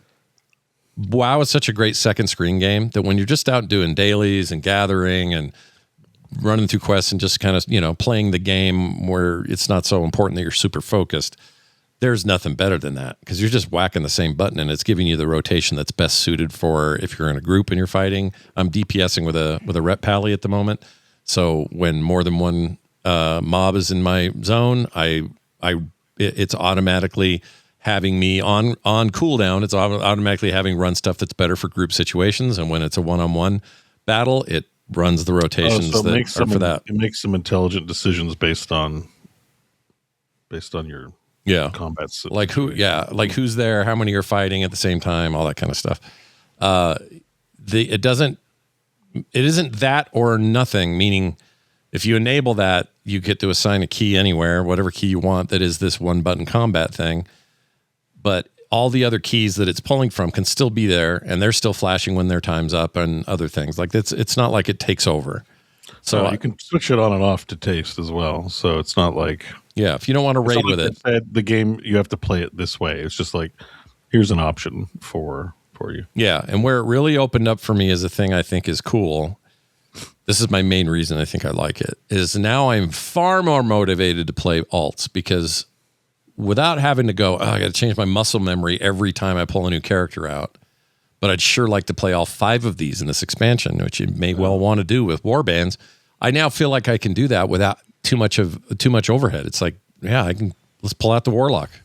Who cares what the rotation is? Like, he's doing it because I'm whacking the button. I think that the worst thing about alts, because I've had this experience, because you get the boosts, right? Yeah. So it's not the benefit of starting from level 1 is you get the buttons one at a time. You get to play with them. Yeah. When you boost a character, it's just like, here's a new piano. Yeah.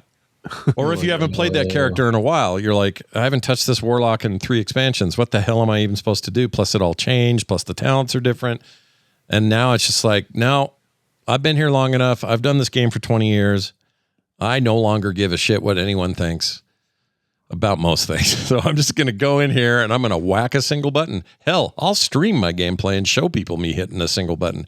I don't give a shit. And I think it's really well integrated. Like the way they've done it is good. The one button was that poorly received, I don't think.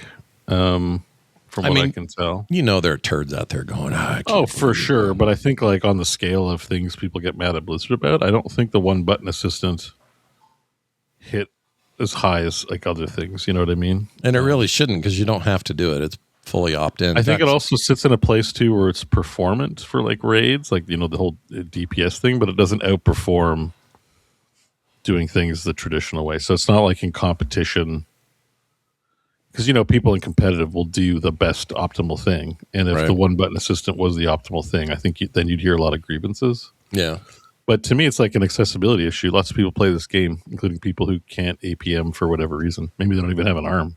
There's blind people who play, for example. You know, all that stuff. We have some in our guild that do So that. I think it's like a perfectly reasonable assistance like tool, whether it's just for convenience, like we talked about, or whether it's for actual accessibility. I just don't have I would have a hard time agreeing with somebody who had a problem with it overall. Yeah, it's pretty rad. I like it's that implementation. If it was better, if it's the best thing to do in the game, I'd be like, well, you're killing your game. There you go. Exactly. It's all about implementation and how they handled it. I think they handled it pretty deftly, and it works really well for me. Of course, that's the thing you could do before the expansion. It was something they added to the whole game prior, so it's not like it's new, but newish. Housing is very cool. I could see myself getting stuck in that for a long time. I had some fun playing around with that, but right now I'm just MSQing and, you know, following story, paying attention to story bits. Hey, let me tell you something. If you like father-son dichotomies of I'll never live up to my dad's expectations type stories, this first zone's got you covered, because there is a big story arc that is all about that. Yeah, I only did the opening like deal, you know, the defense of the Sunwell, basically, and then as soon as I got to the open world, I logged off. I get to it, you know, it was just like, okay, but already you can definitely feel the whole. I mean, I think Eritor's screwed. I don't know what's happening, but I think it feels inevitable. I think he's Zelatas' next meal. Well, plus he's got that weird rash. Anyway.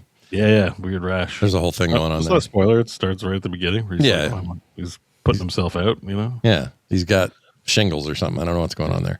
Definitely got like Anakin vibes, you know? And he's already asking questions. He's like, why are we doing this? Yeah, and his dad, who's, Willingham's doing the voice of the dad, and he's just such a dad in this. He's just like, now, son, you need to know the light does the blur. And then he's just like, Dad. Yeah. It's very much that thing, and it's working for me, and I'm liking it. So anyway, if you're in game, the other thing I wanted to mention is the core guild. Tanner sent me a quick reminder to mention to you guys, the core guild's still hopping. We have something like, what did he say? Apparently there's a raid every night. As Tanner was mentioning, he's like, they have a raid team for every night of the week. Every single night has a raid team. And they're different. They're all different. But but different raid leaders. Like, it's not the same team or same people. We have like different squads, different vibes for each of them, and everyone's friendly. Yep. So if you're interested in getting in, go to discord.gg/core guild, And you can get into the Discord that is specifically for the core guild, and we'd love to It's have really you. popping in there. It's the the WoW player segment of our listenership fills me with pride. Yeah. They're a nice bunch. As well they should. I also played a bunch of RoadCraft, which I talked about last week. It has settled into what I think it will be for me, which is the kind of chore core I need right now. The game is basically plop. Oh, I saw this. This is actually kind of even. I thought it looked good, which is not normal. It's not normal, yeah. Like it's a chore core game without a doubt, but there's this like physics and stuff I've talked about last week, so I won't double up on all of it and just repeat it. But there's things in the game that are very physics based, and you got to just use your head about what truck you're going to use and how you're going to use it. But solving these specific checklist of problems in these blown out areas where a storm or a natural disaster happened, you got to fix pipelines or build temporary roads to get people out of it or whatever the scenario is. I get super locked in on this. It's really, really fun, and it's very satisfying to do like a really tricky physics move with some repair items or something, and then have that thing go bling, you did it, and then you got to go do the next thing. And I just get really locked in on it. So but the whole deal of the game is like you're trying to clean up the world, right? Like sort of. You don't need to clean so much as you do fix. Like it's all about crucial services, really. Okay. So this truck guy, his job right now is he's going to have to go deliver something, probably some steel or whatever, so they can build a bridge. So it's all about like, all right, I got to secure this stuff. I need to get a crane and move it somehow. And that's all provided for you. You don't have to like look for these things. But there is sometimes where it's like, well, I'm going to have to get my truck and drive all the way out there and then drive the crane out there too. So then the truck and the crane can kind of work together. Now the game is co-op. So in theory, some of that stuff you could do just with your friend, and one of you drive the crane, the other one drive the truck, and you don't have to do a lot of backtracking. But even the backtracking in it is kind of fun. Like these levels aren't huge. They're all really interesting and diverse. And sometimes you're just doing like, it's almost like an RTS move where it's like, I need these 4 trucks to leave the garage they're in. And then I need to plot a course for them to travel that is the least amount of resistance. Like there's not shit in the way. And if there is, I can get in like this truck and go move stuff and get it out of the way, so I can create a proper route and I can create little waypoints. And then those just autonomously go do their thing, almost like an automation game. So there's some of that in there. There's rain, mud, really cool graphics and physics. It's fun. I'm really digging it. So anyway, more RoadCraft for me. Just turned out to be the right thing for me at the right time. Jonathan, Deckable. What? Sorry, go ahead. Deckable.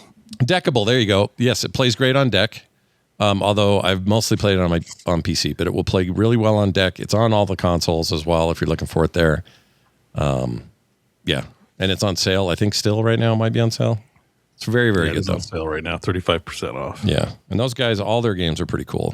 This one is just in particular, I think, ringing all my bells. So, John, let's swing it over to you. What do you got going this week? What'd you play? Well, basically all I did was play Resident Evil Requiem. But by doing that, I've actually beat the game twice. I've done 2 complete playthroughs of it, and I'm here to tell you it's quite good. It's a very good Resident Evil. I would even say maybe a top 5 Resident Evil for me. Where would you rank? Like, do you have a ranking? We talked about your text file, but do you have like an actual like order right now that you think is your order? I mean, sort of. The tricky thing is like Resident Evil 2 is always going to be my favorite. Yeah. There's just too much nostalgia. It's a game I just like to go back and play. Like it's a comfort game for me. So, it was the first PlayStation game I ever played. It was my introduction to survival horror. It was a PC game I was hopelessly addicted to. It's just always been a kind of a big game for me. It's what got me into the series. So that will always be number 1. Right. And then for similar reasons, Resident Evil 4 is always going to be number 2. Because I think Resident Evil 4 is probably a better game than Resident Evil 2, but it doesn't have quite so much tied up with it. almost just as much, though. I mean, I was so excited for it on GameCube, and I played it on GameCube, got it for PlayStation 2 when it came out there. It changed video gaming. Like, it was a hugely impactful video game when it came out. No doubt. And then similarly, I think two of those top spots also would go to Resident Evil 2 Remake and Resident Evil 4 Remake. Why? Because it took games that I already loved and considered two of the best and remade them successfully to the degree of, like, I love Resident Evil 4. I think time and place, it's a better game than 4 Remake, but 4 Remake I would rather play. You know what I mean? It plays better, it looks better, and it retained so much of what was there. Not enough was lost where I would say, well, I don't want to play this. And, like, I'm not going to knock it. Like, it's a, in many ways, better version of what came before. The only thing that drags it down is it's just like, you know, we've played this game before, and, you know, it's not quite the trailblazer that it was back in the day. So if I'm doing a top 5, 4 of the 5 slots are kind of automatically filled. So it's a little tricky. Right. This game balances the horror that they kind of rediscovered with Resident Evil 7. Resident Evil 7 is a fantastic game as well. Yeah. It's damn near perfect. The only issue with Resident Evil 7 is it is unrelenting in it wants to be a horror game.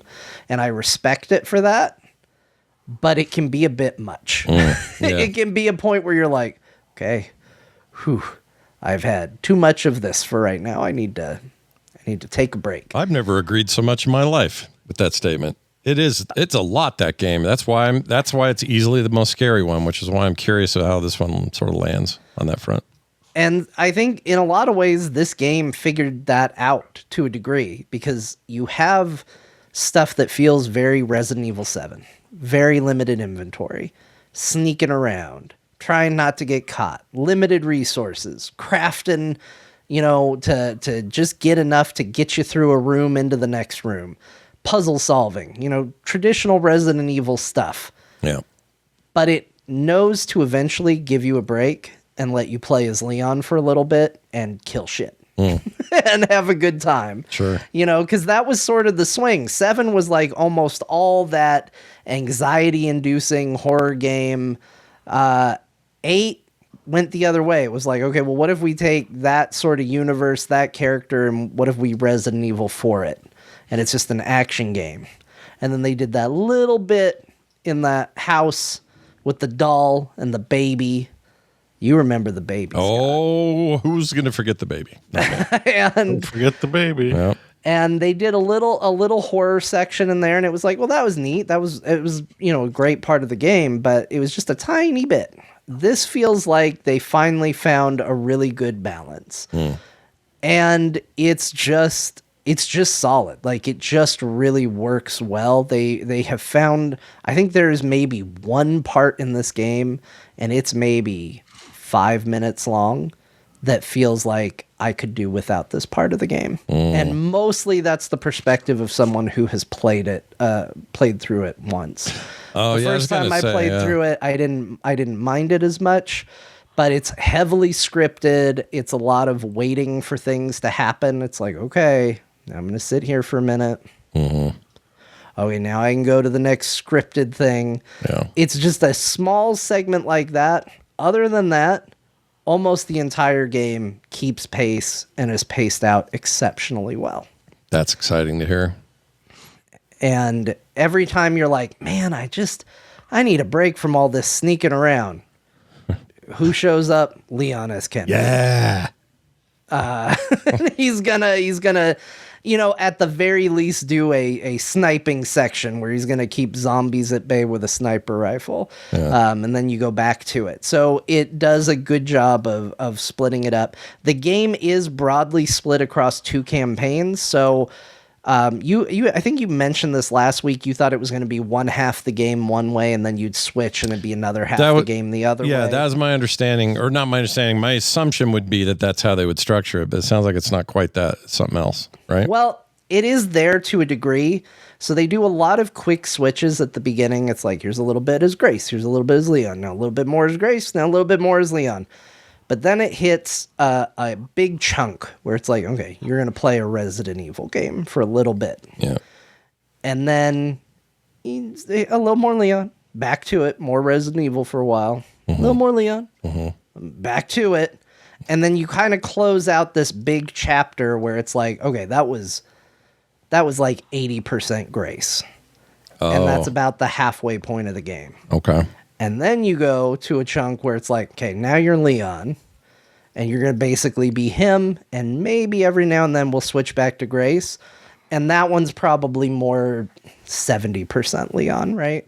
I would say he's still probably less in the game than her, but I think a lot of that comes down to play style. Leon, you're shooting everything. You're running. In fact, the game, for its upgrade system, you know, we've had like the what are you buying merchant and stuff like that. Yeah. So the game actually uses Leon's kills as a currency to unlock new stuff. And so the game is encouraging you to go out and fight and kill the zombies and stuff, because that's how you power up your upgrades and whatnot. Oh, interesting. So that goes quick. You're not sneaking around. You're not waiting for something to move. You're not trying to throw a distraction or get just enough materials to kill something. You're just like, no, I'm going to go fight. All right, done. So Leon's sections move faster. There's maybe more to do there than in a Grace section, but it goes a lot quicker. Interesting. So I think by the end, you probably will feel like, well, I spent a lot more time as Grace, but it's probably pretty evenly split overall. And I think that I don't know if I would want every Resident Evil to follow this format going forward. I did walk away with a little bit of a feeling of it felt like two half-baked campaigns. Oh, interesting. But it's one of those things. Sometimes when something feels half-baked, it's like, okay, well, this as a whole is terrible because it's half-baked. This is one of those, it's like I got a half portion of something really good and I got another half portion of something really good, and together I had a full meal and I liked it. Oh, there you go. That's the right attitude. But I will say there is a part of me that looks at, you know, if I critically go back and look at it, I go, they could have added more to Grace's stuff. But clearly there just isn't time because you're going to be too busy doing Leon stuff. Right. Leon, you know, you're doing like Resident Evil 4 stuff. You're getting new weapons, but there's like 2 or 3 different weapons of each class to look at. And they're not that different because this isn't a full-fledged Resident Evil 4, you know? Right. So it's one of those things where you recognize the components are there, but it doesn't quite feel complete.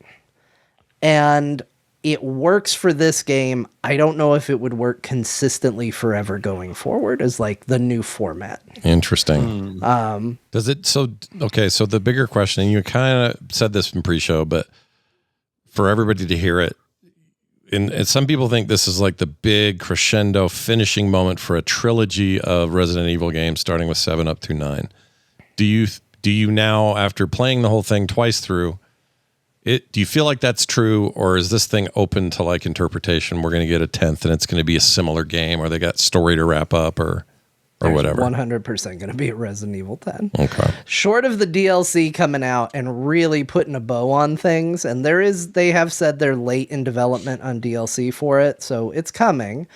But there is absolutely room for Resident Evil 10. And I think, honestly, whoever said that, I think, did the game a bit of a disservice, because Capcom did go out and say, I'm not going to consider this a spoiler, because Capcom literally jumped in there and said this before the game was even out, which was temper your expectations in terms of cameos and extra characters showing up and stuff like that.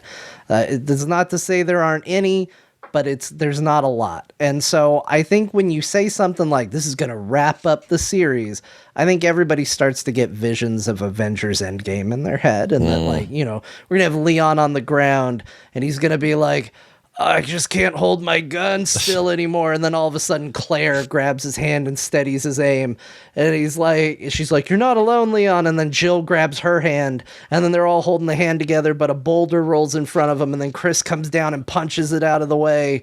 And so he can clear his shot. And it's like, bum, bum, bum, bum. And everybody's all excited. That doesn't happen in this game. Sorry, it doesn't. Limit your expectations. Is it okay to say, or at least suggest, that you just wrote a very fun treatment of the story, though? I like that. So, I can see it in my mind's eye. Oh, yeah, same. It is one of those things. Capcom's not lying. Temper your expectations in terms of this is going to tie all the loose threads together. It's not. It is its own story, and it feels like it tells a fairly complete story. I think probably the story itself is maybe one of the weaker ones in Resident Evil, but honestly, like, none of them are stellar. It is meant to be kind of like action movie schlock to a degree. Like, which Resident Evil really kills it from a narrative perspective? Yeah, they're like B-movie horror is what they are. 7 is pretty strong because it keeps it real tight and focused on a small family. This is a wider scale game, so it doesn't do that. So it doesn't really play to those particular strengths, but it's good. All right. And I highly recommend it. I did see chat ask, do you need to have played other Resident Evil games? No, but you will get more out of it. I would say if you want to, shortest path to get the most out of this game, play the Resident Evil 2 remake, play the Resident Evil 4 remake, and then play this. You think, too, you need to play both discs or just the first disc? Honestly, you could probably even just play half of Resident Evil 2 like Scott Like did. I did. Woo! Play the Leon campaign, do the Leon side. Because you'll see play credits. the Claire side, then you got to play the whole Yeah, game. and it'll feel like a finished game because you'll see credits. Don't worry. Yeah, Trust you'll me. see credits. But those are the credits to weed out, posers. I didn't know what word was coming, but I knew it was going to be good. So that's what that's there for. It's fantastic. There is room for this series to continue to grow. It sounds like it is growing. Like, that's the other crazy thing. Like, this was one of the highest performing Resident Evil launches in the history of the franchise. It had, within its launch, it had 344,000 plus players on Steam concurrent. Damn. They've confirmed it sold 5 million in 5 days, which other games in the series that have done very well have taken much longer to hit that level. So it's a series that's continuing to grow, which is good. It's exciting for a series that I really love to see it going in that direction. I think there are 3 words that made it succeed. 3 words. Simple words. Leon, one of them Scott, may be a Kennedy. letter.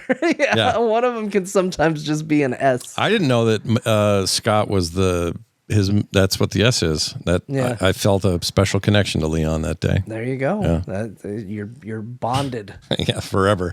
I noticed real quick, Steam's got this thing at overwhelmingly positive reviews. That is unusual for a game like this in its first week, or first couple of weeks, I guess, especially a big AAA monster title.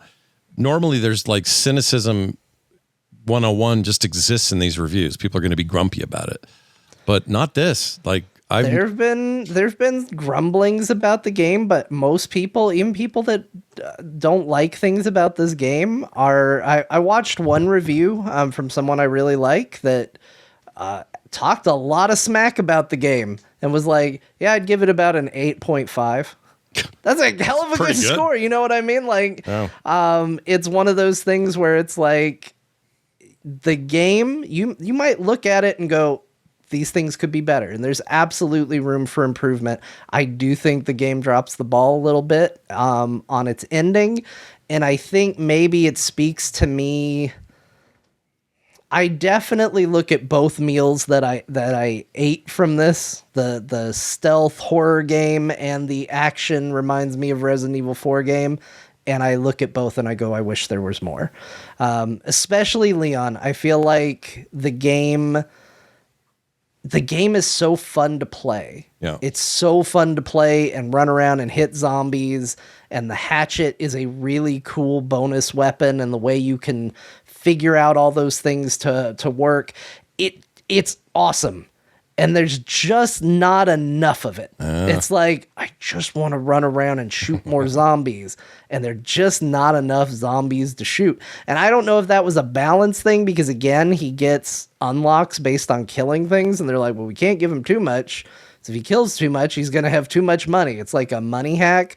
But I just wanted to fight more zombies. That's all. I just needed more zombies. I could have used 2 more levels as Leon, and I think the Grace sections were really good, but I do think that there are some refinements that could have happened with her gameplay where, like, there's features that exist that I never felt the need to use. Like, Resident Evil 1 had a thing called Crimson Head zombies, which was if a zombie was on the ground for too long, it would become a Crimson Head and get up.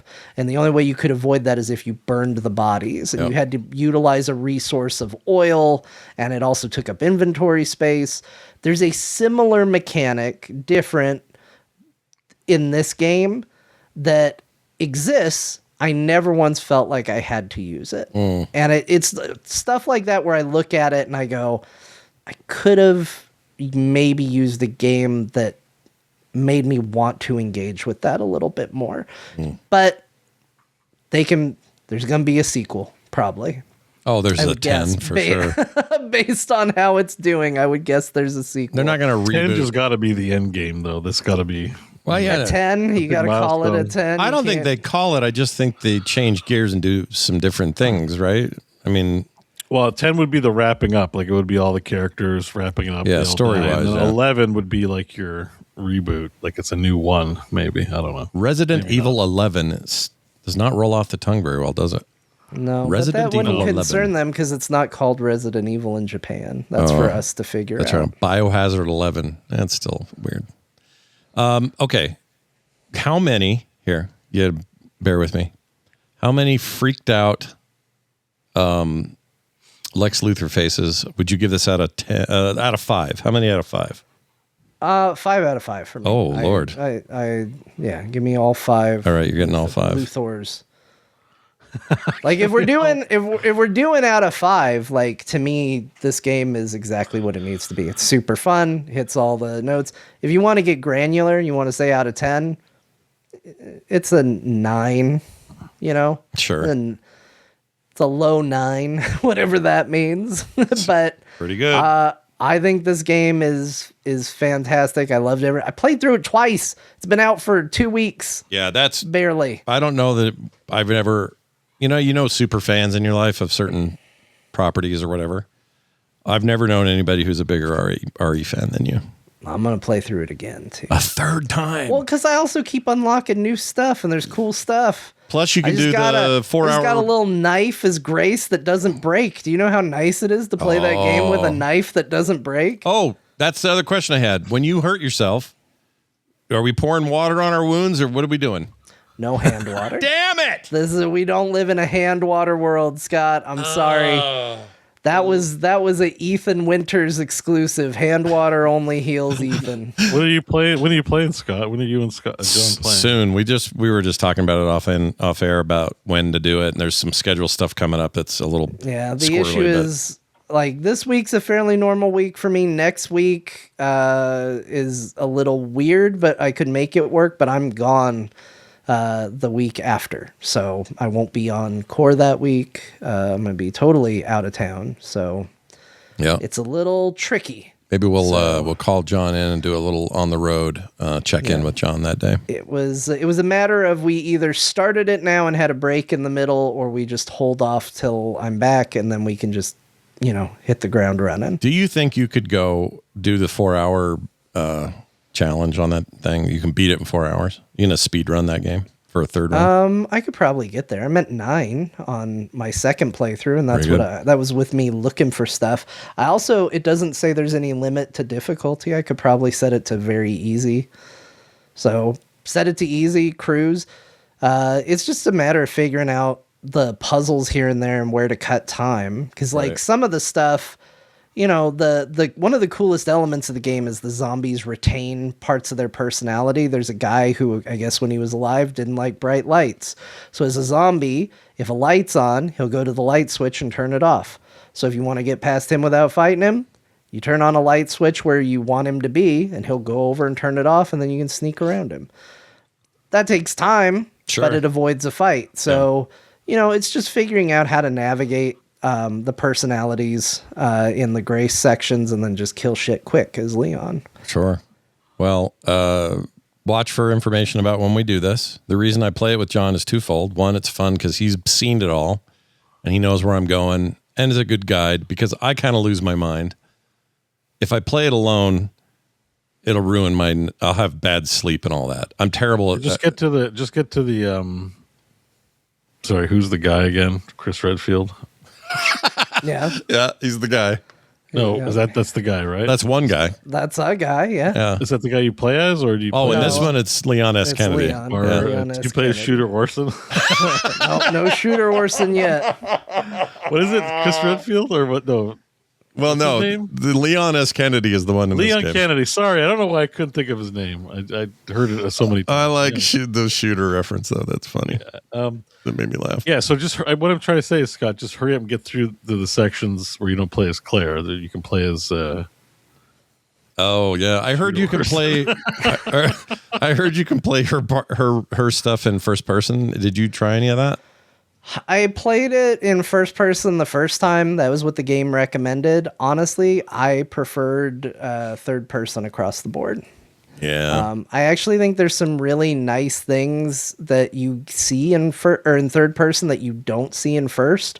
Like there were a couple times where I'd be running from something as Grace in first person. I'm like, why do I feel so goddamn slow playing this video game? Why am I so slow? Played in third person, she stumbles and trips. But you don't know that when you're in first person. Oh, they don't. Now, Oh. I did turn, like, there's a camera wobble effect that I just didn't like. I don't usually get motion sickness, but I don't love it. So I turned it off. Maybe the camera would wobble in a way that would suggest that that's what's happening. But I have that turned off. So there would just be moments where I'm like, why am I so slow? She trips when she runs sometimes. And I was like, oh. In third person, this makes total sense. There's a part where you're carrying somebody. And when it's in first person, it's just what it is. You kind of see some hair next to your face, and that's it. When you see it in third person, you actually kind of see a character moment because you can see the face of the person you're carrying, and you can see the connection. I think it's better as a third person experience across the board. And you can see your character in a game where costumes are a thing you can unlock. So Can you do this on the fly, or do you have to go into a menu and switch? you have to go into a menu. You can do it at any time. Okay. So you can just pause the game and swap, and it's not a press of a button, but And the Leon is stuff's not at this at all, right? He's just third person, right? no, you can do first person. Oh, Leon. I didn't know that. So is that like a full on like down the gun shooter style thing? I don't know. I wouldn't want to play that way. In fact, I so don't want to play that way that there's a couple games you can get a red dot sight for, and it will switch to first person for those guns. Yeah. And I went, I don't like this. And I disabled that setting so that it stays in third person. I really don't like it being in first person. Gotcha. So I stayed third person across the board. And even when the game was like, you sure you don't want to be in first person? I was like, I'm pretty effing sure. Yeah. So yeah, third person across the board for me. Well, there you go. At Resident Evil Requiem, like Leon's got a rash game. He does have a rash. Beau. Or wait, was there anything else? Sorry, One last thing. Yeah, go ahead. I will be doing a spoiler bonus show on this once I'm feeling a little better. My throat's a little messed up at the moment, but I'm getting better. Mm-hmm. So I'm going to do a spoiler show on this. So look forward to that when it's Sweet, done. sweet. And a quick shout out, thank you to Poppin' Fresh who gifted RoadCraft that Scott just talked about, Oh. and Pragmata. Another Oh. Capcom joint. Another Resident Evil engine backed game. So, hey, funny thing you call it the Resident Evil engine. Did you hear that they are trying to say that that is not what it stands for? The RE engine is not for Resident Evil. Yeah. What do they claim it is? do they claim it is? They say that it means reach for the stars engine. Stop. Okay, I have the logo here. I could see why this might be. Oh, reach for the moon engine. Capcom RE engine stands for reach for the moon. But how does it... So RE is short for reach. That's what they say. Now, here's the thing. They think they're slam dunk defense of this bullshit. Because I'm calling it, Capcom. It's bullshit. It is the Resident Evil engine, and stop trying to change history. Yeah, look, They say, you guys, you're crazy. We don't even call it Resident Evil here in Japan. We call it Biohazard, so why would it stand for Resident Evil? But to you, Capcom, I say this. The first appearance of the RE engine was for Resident Evil 7, which in Japan was called Biohazard 7 Resident Evil. That's right. Yeah, you bastards. You lying bastards. We got him. It is the Resident Evil engine, not this reach for the moon bullshit. Well, it was lit, like you said, 2017's RE7. It was made for that game. First of all, is where you start. Then what games did they make next? RE8 in 2021. Resident Evil Requiem 2026. That's now. They also made Resident Evil 2 and 3 remakes and 4 remakes in the same engine. And then Devil May Cry 5, Monster Hunter Rise, Street Fighter 6, Dragon's Dogma 2. These all came later. Liars. Reach for the moon. If that's what they meant from the beginning, I'm having a difficult time believing it. I don't know how someone goes reach for the moon. We'll shorten it to RE. Yeah. At the very least, if somebody was like, let's call it the reach for the moon engine. Someone was like, that's a mouthful. Okay, well, how about RE for Resident Evil, but it secretly means reach for the moon. I mean, they just like don't it's know a happy English that well, coincidence. though. Yeah. At the very least. I think the R means retcon. That's what I think. The retcon The engine. retcon engine. Nice job, guys. All right. And then, oh, yeah, you mentioned the Pop and Fresh stuff. That was very nice of him. Oh, I also got something from him, but I haven't looked at it yet. It's a Pop and Fresh day because he gifted me some stuff too today. Yeah, he's being very, very kind. Oh, Planet of Lana 2, he sent me. He also sent me The Legacy of Kain Defiance Remastered. Nice. Super Lucky Tale, or New Super Lucky's Tale. I like those games, so I'm excited about that. And then I just noticed Slay the Spire 2 Marathon. Oh my God, pure Pop and Fresh. Save some Holy money for your kids. shit. That's Pop and Fresh. Yeah, it's save money for that kid's college fund. That's really kind of you, man. Thank you for that. Beau. Yes, thank you. While we're doing the Sir Pop and Fresh Fun Score segment this week, I also have to thank him for a copy of Slay the Spire 2. Nice. As well as Esoteric Ebb, which I appreciate. Thank you. So Slay the Spire 2 is out today? Today, as of like an hour or two ago. Like I need that in my life. Oh, man. I'll be playing it immediately after the show. Yeah. So thank you very much, Sir Pop and Fresh, for your generosity. Yeah. Okay. Anyway, yeah. So I played some games too. Do you want to hear about that? I do, Yeah. especially this first one because I'm a big fan of it, and you kind of make me want to get back in. So, All right. tell me So more. I played the big game of this week for me was The Legend of Grimrock. This game was released, I think, in 2014 or 2012. I think it's a 12 to 14-year-old game. Yeah, it was a Pretty while old. back. And I went and looked at it because I was curious. I bought it on launch. Yeah, it released in 2012, so 14-year-old game. And I finally got around to playing a game I bought 14 years ago. We get to them eventually is the Yeah. lesson. You may be wondering, Beau, why did you play this game? Well, I've been on the show. If you're a regular listener, you probably know I've been looking for a dungeon crawler. Why can't I just go into a dungeon? Like, why is it always like, oh, go to this town and like cross a forest? Like, what happened to Diablo 1? You know, what happened to Yeah. just go down and kill a thing in despair and be trapped forever and that kind of shit? And I was kind of just still searching for that game. And this kind of popped up, and I'm like, I got a taste for playing this kind of first-person dungeon crawler grid-based movement from playing the demo for Underkeep. And I was like, oh yeah, I got this Legend of Grimrock. Maybe it's good. Like, you know, I don't know. I never really played it. I booted it up, and I just couldn't stop playing. I just kept playing. It's fun. It's great. Yeah. It's exactly what I was looking for. And, you know, The second one, I think, which I'm going to play, is on the overland. There's like a forest and a marsh and shit. But It's not my favorite thing about it, but whatever. But I'm still going to play it because just I miss this style of game. same. Like honestly, like I've been playing so many other genres of game.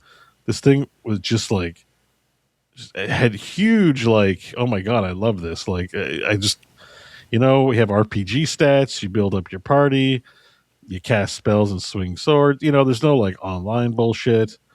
And this game in particular was really fun because it had pretty good graphics. Like for 2012, and like because the game's not complicated, it actually like looks and works really like. Oh, the lighting and the model, it's all very, it doesn't feel like that old of a game. I didn't feel like I'm playing like a 12-year-old game. It feels like I'm playing, like this could have been an indie game released this year. Like I don't even feel, I have like zero like, man, what a dated game. Like I just don't feel that at all. So I had a lot of fun playing it, man. I played it every day. I got through most of it, but the good news is if you need a hint, because there's some tough secrets and some tough puzzles. One of the downsides of this one is there's a lot of puzzles in it. Some of them are just like, I can't figure it out. And you won't be able to progress in the dungeon until you do. So I did look up one or two things where I just completely stumped. 2012, by the way, for this one, 2014 for the sequel. So it's been even older and it still looks that good. I think they still worked on games, but they did a different genre. It's a small team. Who knows what they're up to, but it claims here under their current name, they've only done Legend of Grimrock and then 2, and then a bundle that has 2 games, and then that's it. I don't know what happened to these guys. So, well, they did just things in more recent years where they ported this to like iPad and shit when iPad was like hitting really big. Yeah. And it just got put on Switch recently, so there's still, I think it's one guy or a couple of guys. Like it's not. This is an a real indie studio. Look at that! Look how good that looks, though. Yeah, it plays fine. It's not too in depth in terms of like the number of items and spells and stuff, but there's enough depth that it was fun. I got through the game in 30 hours. Pretty good. I guess it was money well spent 14 years ago. I had a good time with it. Everything about this game is fantastic. Like big recommend. I love playing it. Cool. Rocks are really important because you got to put rocks on pressure plates, and picking up torches is great. You got to eat food. It's perfect. This game is great. Yeah, it's a really good game. I liked playing Legend of Grimrock, and I played a ton of it, and it was amazing. Very well regarded too, I believe. People like this one a lot. And you can even make your own custom levels. I don't know who's going to be doing that in 2026, but there's a custom level editor there and stuff too. Sure. Fantastic game. All right, next up, we had a big release last week, and I got to dig in right away. Star Trek Voyager. Something. Voyager. Across the Unknown. Across the Unknown. There it is. Yeah. So, or as you wrote, Voyager is what you wrote, but Voyager. Oops, sorry. Voyager. No, Star Trek Voyager, Beyond the Unknown, and this is a game I talked about during the demo. Did I? Or I played the demo a while back. It wasn't during Next Fest, but I did play a demo of it, and it's in much better shape than it was on the demo. It's got proprietary music from the TV series. Yay! And it's got they couldn't get all the voice actors, but Tuvok and Paris do entries. Like when you go to a new chapter, you'll hear from them in their logs. No Janeway or anything like that. But you know what? It's fine. It's fine. It's not voice though, except for their logs. The big complaint has been that, right? Right, but the fact that they put in some voice logs there, it helps a lot. Yeah. I don't need the rest of the stuff voiced. Ideally, all of it would be voiced, even if it wasn't the main actors. They just got sound-alikes. I'd pay for a DLC to do that. Yeah. But apart from that, the game is fantastic. But I had a hard time describing quite what it is, but now that I've played it a little longer, I can tell you this game is basically like Oregon Trail. Like, it's not linear where you're going, you move from like on the screen, into the wagon, or like in Banner Saga, your army moves across. But it's essentially the same kind of thing. Like random events happen, you have die rolls and choices to make. Did you say FTL at all? Is it kind of like that? No, not like FTL. No, I would not put it in the FTL vein. More like Oregon Trail. Okay. All right. So, like, you are trying to traverse home. Events happen. It's just non-linear in the sense that each chapter has a number of star systems. Like, let's say chapter 1 has 3 star systems. And you got to go there and harvest resources off the planets. And you have an MSQ episodes from the series where you reenact choices from the TV show. And then there's side missions that you can take on too that are from the TV show. But like, you don't always get them. If you fail a die roll, you might not experience that episode. And then weird things can happen. So characters can permanently die, but outcomes can also permanently change. So there's an episode in season 1 where B'Elanna gets split into her Klingon and human sides. Yeah. And in the TV series, it eventually resolves where they're molded back together, right? And everything's fine and they move on. Well, in my playthrough, I permanently have an extra B'Elanna as a Klingon.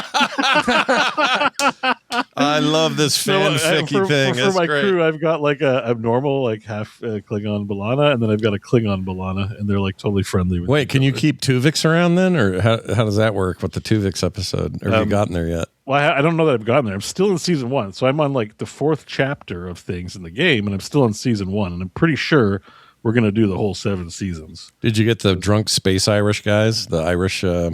No. Okay. No. I'm really early in season 1. I'm dealing with the Kazon still quite a bit. Oh, so they don't do it per chapter is not a episode per season, right? No, it's like 1 or 2. Like I just did in the 3rd chapter, I did the episode where Neelix meets that doctor who did the genocide of his people. But the doctor's trying to like turn a new leaf and cure the thing that he did that genocided Neelix's people. Yeah. And he ends up failing, like in the show, but also he fails in my game. But we get some technology from him that we permanently use to update our ship. So it's like a good outcome. Yeah. But that's like not even halfway through season 1. I'm barely into things, and I've already played for 10 or 20 hours, I think, at this point. Was Chakotay? No, 6 hours. Has Chakotay had one of his spirit visions yet, or any other? No, I haven't done any Chakotay. No, Native American religion is the only religion in Star Trek that is real, apparently. Yeah. Actual magic, yeah.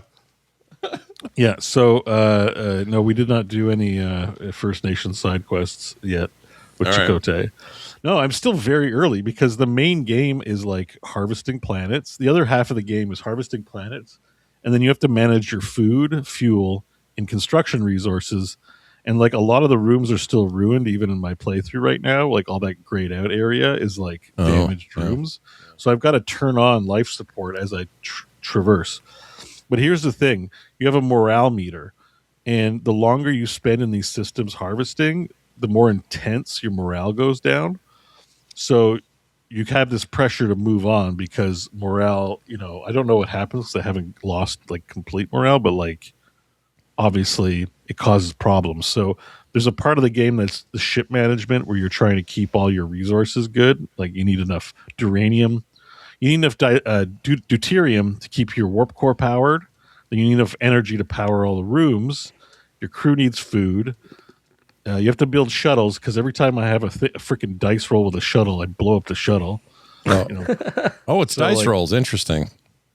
Like it's like percentages. Like it'll be like 70% chance. So So when I go to harvest resources, you can try to harvest a lot, but you have a higher chance of bad outcome, and that could be crew dying. I've had 5 crew die when I went to go harvest some stuff off a derelict ship, and they got blown up. Yeah. So there's permanent like death to the main characters as well as to the you have 100 crew on board the ship. And my brother Jake is a huge Voyager fan, and I was showing him the game, and he's like, "Oh, how many crew do you have?" And it was like, "Oh, 101." He's like, "Oh, okay, because there's 130 crew at the beginning." So I was wondering how accurate it was to the TV show, and I'm like, "You're a nerd." Yeah, that is a nerd. You know how many people are on the ship in season 1? And nerd. You were like, they got the number of crew wrong on the ship. Nerd. But he loves Voyager, so he's for sure going to play this. He was salivating at this game. Oh, Kess is still here. So hi, Jake. He started. Oh, hey, Jake. What's up? So, I assume this thing is going to go so far that you end up with 7 of 9, Jerry Ryan's character? There's a Borg tech tree that's locked right now. Okay. So clearly, now that doesn't mean I'm going to end up with 7 of 9. I could mess up the mission and maybe she doesn't join. But yes, I'm expecting 7 of 9 to be to be in there. Okay. And the away team missions are just a series of roles, so you got to pick your away team members carefully so it tells you what kind of roles you'll have access to, but not how hard they'll be. And a lot of those times, that's where you lose your crew members. If the risk is really high and you roll a bad outcome, you probably could permanently lose one of your characters. So it's kind of stressful doing the away missions. I can see that. Yeah. So this game is awesome. I love it. Really? Even though I wish it was voice acted, it's like a 9 out of 10 for me. Like, just Oh my gosh, I'm so happy to hear this. I was worried. it's a good Star Trek game where you're actually doing the Star Trek stuff instead of like shooting or, like, I don't know. It just feels good. Feels good to play. I like it. Nice. All right, cool. What I'll else be you playing get it up more to? in the coming weeks, so I'm sure we'll have more Voyager stories. Can't wait. I really enjoyed the second Balana I got. That's really weird. Could you just keep making her, or I guess it's just No. It's just like the way I did the away mission. Mm-hmm. I did a critical success during the rescue part that I just totally rescued both of them and left. Like, I think the way the show plays out is, you have to deal with. I never really learned what happened, why they were put there. I was so effective at rescuing, they got out apparently, and now I have two of them.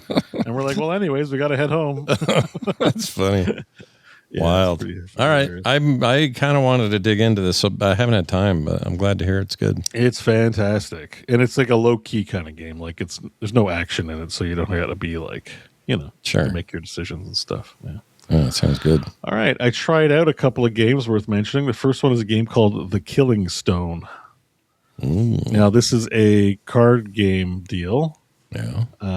However, the deal with the card game is that you're playing against this guy called One Eye, and he's Liam O'Brien. Oh, excellent. Literally. The reason I heard of this game is Liam was promoting it on his Blue Sky channel, and so I picked it up. And basically, you play monsters, the enemy plays monsters, and then they fight, and you can play spells. It's one of those, and I had a good time with it. Nice. Now, we were also in a time where I was playing Vampire Crawlers and Slay the Spires coming out, so this was kind of third ranking on my attention meter. So I didn't play a ton. I got through the prologue, and there's like a spooky story happening. You join a house, and there's an old lady who trained you, but they're not telling you shit, so I can't really say like what exactly is the overall deal with the thing. But I imagine if I play more of the game, I'll find out. Interesting. Notably, the game has a modern English or old English version, and I think the voice acting is different based on whether it's old English or current day English. Is it just Liam or others changing their accents? Everyone. Yeah. Really? Not that there's a ton. I think Liam's like the main voice actor, but because some of the lines are not voiced at all. I think it's mostly just like the Liam show Yeah. here, but I think there is someone else. The old lady was voiced in one part, I think. So there is another voice actress or actor in there. Oh, it's But cool. it's cool. It's a cool little game, and I had a good time with it, and I look forward to playing it some more. Like I said, I got through the prologue and then did a first run and Nice. only just scratched the surface, but I like the game. It's All quite right.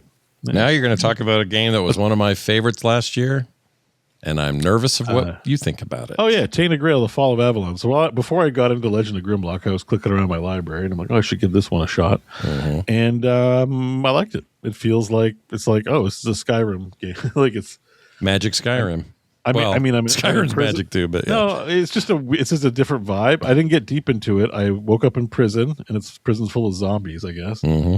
So I killed a bunch of zombies. Then I went to a weird dream world that had zombies in it, and I guess Arthur's now my buddy. Yep. And he's like tried to make his form, and he's like, "Oh no, I can't hold my form." He's kind of a weirdo. Like, he's obviously a good guy on your side, but he's cool. He's complicated later. Yeah.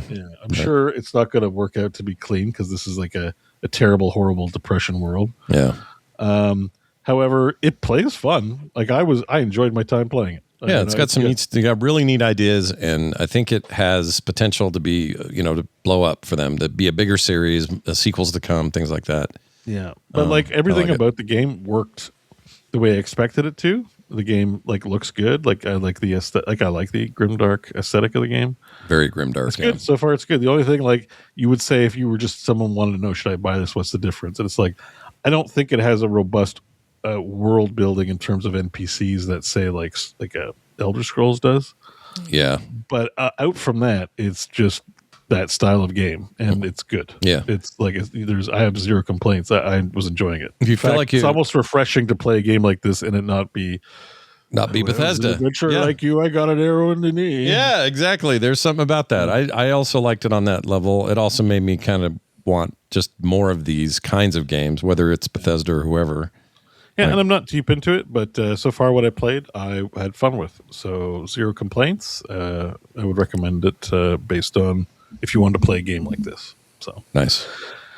And I liked the card game they did before this. So also, and the music. Oh my god. Oh, music's beautiful. Yeah. Whoever makes their decisions behind like the way they do their music is like big thumbs up. Really good. It's really good nice. Shit. Even that card game has like way better music than it has any right to for how like indie the game is. Oh, for sure. Like you're playing this indie card game and you're like, the card's aesthetic could use a little tweaking, but you hear the music, you're like, did you spend like $100,000 to get it like a Norwegian band to like put like really high quality music into your game? Like it's crazy. Yeah, Norwegian, I can't remember what that style of music is, but it's definitely that. I think these guys are from that. Whatever. They're from there. I think that's kind of where these devs are. It's definitely Scandinavian. I just don't know the right term. I just don't want to make a mistake. But sure. But the Northern Europe. We'll get some heat from those people. They're they're so rude up there.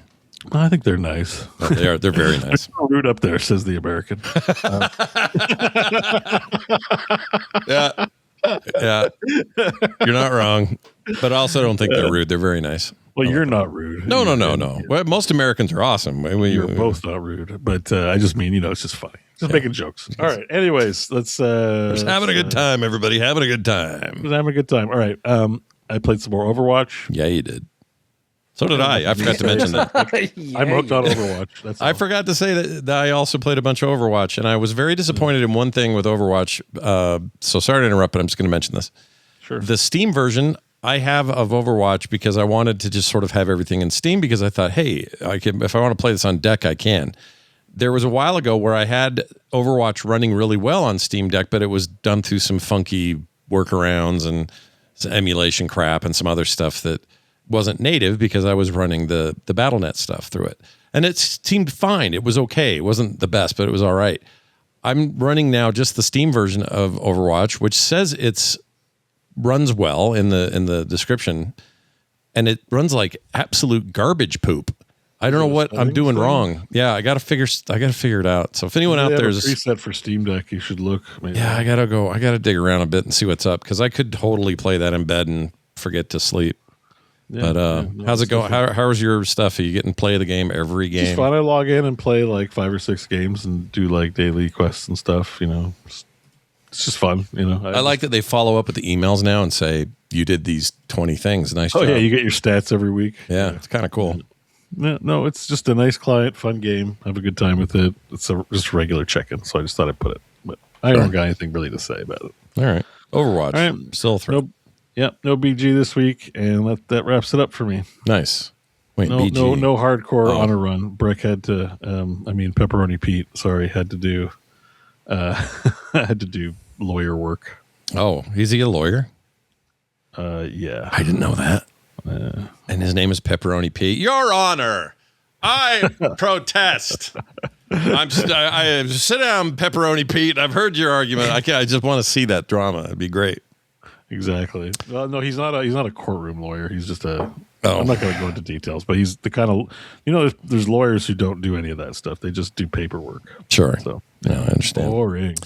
Very boring. All right, let's get to some quick feedback here on the show. We're going to start with this one from Digital Hype. This isn't actually a message from him, but he reached out and said, hey, I found a 2010 clip of me claiming to have pooped in a lake, in particular Lake Powell, which is a, 10-hour drive. That's near me. Yeah, it's by you. Or yeah, we always, if you're on this side of it, you'd go to Bullfrog. If you're on the Arizona side, you'd go to Walweep. Is there a Bullfrog, Arizona? No, but there's a Bullfrog. Well, I don't know. Bullfrog is a part of Lake Powell, or it's like a section of it. What I'm saying is there a municipality called Bullfrog? I don't know. I hope so. Probably not, though. Okay. But anyway, the point is, he sends this in and says, I think you did a lake run back in 2010, and you've been giving Beau all this shit, but really it was you. So we're going to play the clip. You guys can decide. what I was talking about. This is from Film Sack 2010. And we were talking about Planet of the Apes because where they first crash land, they filmed that in Lake Powell. And I recognize it because I was there 4 times a summer growing up all the time. And so here's how that went. The United States knows that's Lake Powell. It's beautiful, but it's not like this alien world. As soon as they landed, I'm like, oh, let's see, that's Glen Canyon. I think Bullfrog's right over there. I took a poo in that part of the lake, which is true. You're not even an. Okay, did I just admit? Is that what that was? Did I admit to pooping in the thing? Well, I mean, Scott, are you claiming you have no memory of this event? Because, very clearly you say, I pooped in that part of the lake. Yep. That's true. That's true. So here's the question, because here's what I think I meant versus, and you guys can tell me if I'm wrong. First of all, I sound like a nasally weirdo in 2010. Number 2. Let's get to the number 2. That's what this is all about. When we would poop in Lake Powell, what we'd do, especially in that area, we would poop in a hole that we would dig, and then we would bury it. We would cover it up, and then the next year we'd come back and realize the water levels had all risen. So all the places we had pooed are now underwater, and I think I meant that. So you think Scott, let me just ask you a question. Yeah. Have you ever pooped in a lake with you? You're in the water and you pooped. No. That's my point. Are you 100% sure about 100% sure. Does a tub count? Does a tub count? No. If a tub, I mean, that's worse, 100%. but please tell me you were a little kid. I was a little kid. I was probably 5, 4, something like that. It's one of my first memories. My mom called it. Oh, you remember it? Yeah. And my mom called it, oh no, there's a jobby in the tub. That's how she would call it, a jobby. Jobby? Yeah, she called it a Pooed in jobby. the tub? Yeah, I left a little floater in the tub and I felt terrible. I mean, I was only 5. It's an early memory. I don't have hardly any memories as a as a child. kid. That's kind of involuntary.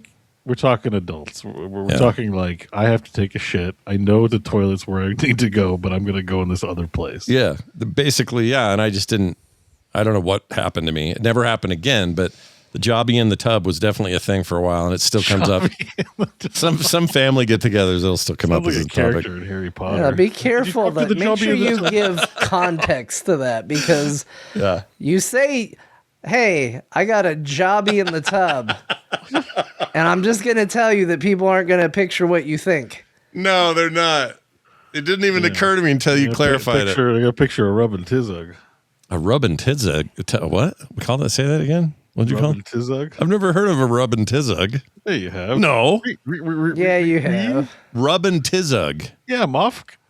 I've heard of rub and tug. I've heard of that. There you go. Well, that's all. Well, why is he saying rub and tizug? Tizug. You know what I'm saying? Moff? What just happened to everybody? I don't know what to make Come on, of it. you don't. Oh, you got no memory, love for your boy, The Rock? I mean, I like The Rock, but I don't. No, not that Rock. What I'm talking Rock? about the J Rock. Oh, J-Rock. Did he say that before? They ran a Rub and Tizug. I like when he does that one where he goes, Moff? titties. You know the one I'm talking about? Yeah. Where he's like, that's where I found like titties. something I like with the titties.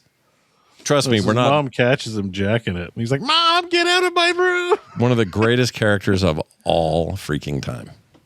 Yeah, So- The Rock's great. Anyway, to If the I'm point. to understand what's happening here, Scott, Yeah. you can't remember the lines of, and I'm quoting here, one of the greatest characters of all time. But we're expected to believe that you have a perfect memory of where you did and did not poop, despite there being clear audio evidence of you saying, I pooped in that lake. Your honor, I object. Your Honor, permission to treat the witness as hostile. Pepperoni Pete. No, I don't. Honestly, what happened is I think that's what I meant was that we pooped in holes and now there's water in the lake. I've never pooped in a lake. We pooped in holes and now there's water in the lake. You mean now the tide rose? Why didn't they where call the water- butterfly effect that? Such a better name. such a better way of saying it. Explains it. Yeah. Boy, I'm glad these In things come holes, up. now there's water in a lake. Can't explain that. If My the gosh. poop fits, you must have quit. That's right. You know? Now I don't go ahead. know if it counts or not. Like that's sort of a delayed. Like you weren't proactively shitting in the lake. No. You were Well, no. You were shitting in sand. Like Yeah, we weren't even proactively doing that. We were like, we got to go. So do it in the You same. have a thing for holes and pipes. Yeah, that's exactly right. That's where they belong, not the lake. But then, what probably happened is when the water rose. Well, like there's also going to be water in that pipe too. You shouldn't like. I just don't think we can count it as shitting in a lake, like directly. Fair point. If Scott's memory is to be believed, and that's a point of debate. But Sure. I think that it's fair to say he did not commit the first lake run. No, in time, no. But we're not. But I wouldn't be 100% sure about that. Unless he Somebody does go back say, and listen to that's every where I TMS, pooped every in the film lake. sack, every instance, we need somebody to scour it Yeah. and see if he doesn't confess to something even deeper. Lucky or Nut in our chat is loving this discussion. He's loving it. A long Super debate into about it. poop. Yeah. It's a lot better to talk about poop than AI, I guess. Yeah. Either way, you got to you can skip either one. All right, let's move on to this here Well, message. thanks for sharing. And if you want to be a poop bro, Sure. you can join the club if you want. I'm going to try to keep you out. Join the Do club. not join the club. there's Do not literally- poop in lakes. There's literally a mug up in our store on the core page that is this very. It's to I celebrate think you should this. draw a picture of yourself shitting in a pipe just to, You think that would be the right idea? We'll make a whole collection. I don't know what John's is going to be, but at least we've got yours down. Pooping on a toilet like a normal fucking person. Oh shit! Sure. So it actually makes. A I pretty don't know. point. You never pooped anywhere unusual, like just like in your pants. Like, is it always in the toilet? Have you done I'm sad and glad you asked this question, John. What do you say? What do you say? John, have you ever pooped your pants? Like, what a thing. To I ask mean, me. yeah, I was a kid at one point, right? I mean, as an Like, adult, we're talking adults. As here. an adult, It no. used to I've be had shameful. I've had a shart. I've had an unfortunate shart when you're sick. The worst one was there was one point I was trying to show off in front of the kids and tried to really let out a rip, and a little came out. Yeah, I've been there. That was bad for a lot of reasons. You really shouldn't call attention to it right before you do it. But no. No, I just more mean location wise, but But No. yeah. Trying I to just think. mean something that Scott could draw. That's fun for us, It's, No, I think the chat has it. Me hiding in the shower while that girlfriend pooped is probably the closest to a weird. That's a good That's a visual. crazy story. Oh man. Your best story is still somebody claiming they were related to George Lucas. I don't know why that one's my favorite, why it's so funny, but it is. It's hilarious. It just is. All right, I'm going to read this one. This is at Core. Please tell Beau and John that in Diablo 2, they can go to options and then gameplay and then skill 1 through 18 to bind them to QWER, and they will show up as a hotbar just like in Heroes, says Rhino Kenny. Did you guys know that? Because we were complaining about that wasn't a way to play it. You couldn't play it that way. You can do that. No, I need an easy setting for old people like me. You don't want to go assign these. You want to. I need to look into it because my Diablo buttons are not QWER. It's ZXCV. So I don't know. Oh, weird. Hold on. What to, ZXCV? yeah. How are you doing that? Let's see. I rebind them. Like I don't use 1, 2, 3, 4 or XQWER. I He use just ZXCV. changes it. He just does Are a you different one. Are you WASDing around for movement or something? No, mouse movement. Weird. Okay. I do that in all the Diablos in 3 and 4. I just like that because shift is stand in place. Yeah. So I like the low amount of movement, pinky on shift, so I can stand in place. Oh, I see that. You know what? That's not a bad idea. Let's see. Yeah. Could I get used to this? I could. I like Yeah, that. it's the same thing. It's just 4 buttons in a row. Just you got to like move some potion buttons. Like there's more management of it because you got to like I'll put show health bars on 2 and like drink a potion. Skills is S and like open your inventory is A. Mm-hmm. I got to refigure all the buttons so that they're low movements. But yeah, I have a very unusual ARPG preference. I like it. But it still might be the still setting. I'm still going to look at for the setting when I go to play it next. That Right. because mine show up on my below as well. So I think I have that turned on. So you could do any 4 buttons. He's just saying QREW for. Yeah. Well, technically, Diablo 2 has more than 4 buttons. You can bind That's true. 8 or 10. So I have way more than 4 bound. Well, get in there. Maybe you'll run into Baby No Money while you're in there. Oh yeah. Oh, we didn't. Was that not in the news, man? That Not song's today. awesome. The I've song's been pretty. listening to that Song's pretty good. We were all correct in our assumption that this was a bit of a prank where he said he had a cease and desist from Blizzard for putting up Blizzard stuff on a website.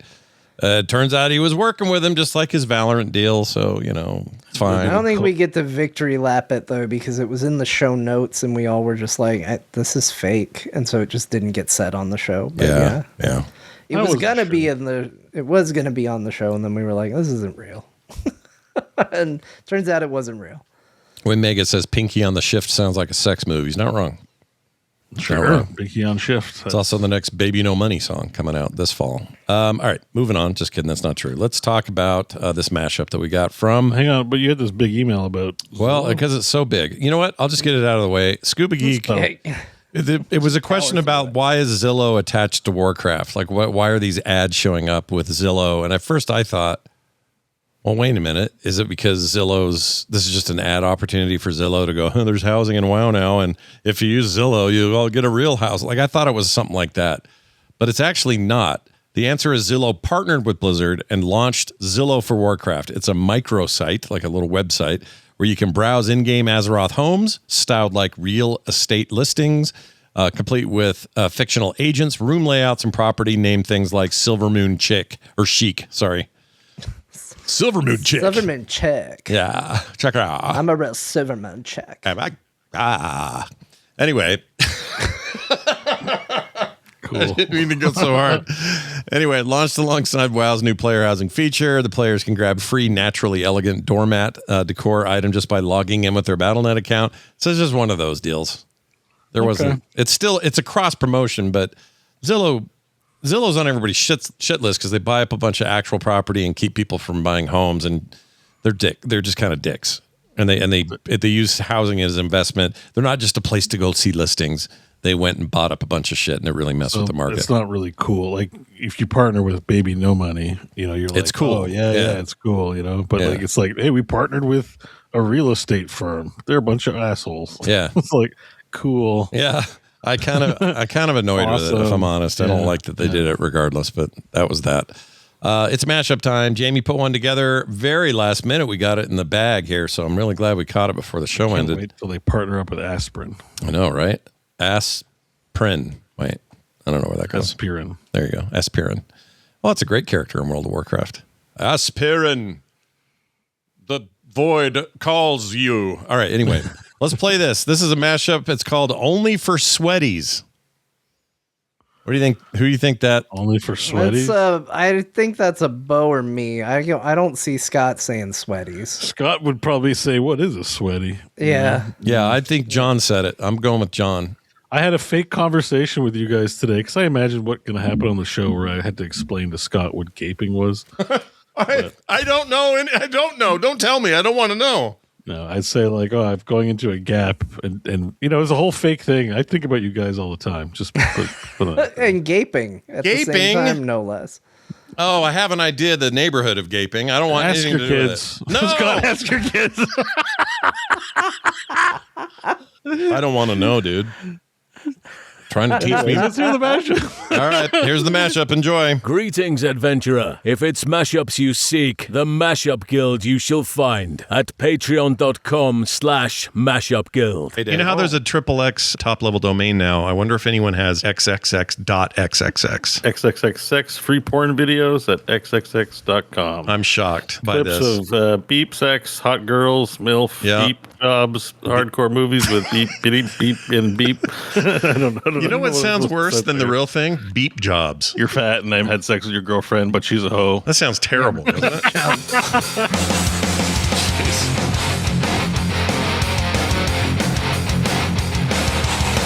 Yeah, we're going to do a pre-show because it's pre-show, as indicated by this icon. So, Yeah, are we on the pre-show? yeah, if anyone in the chat is confused, this is pre-show. So, Still quaffing, so it must be pre-show.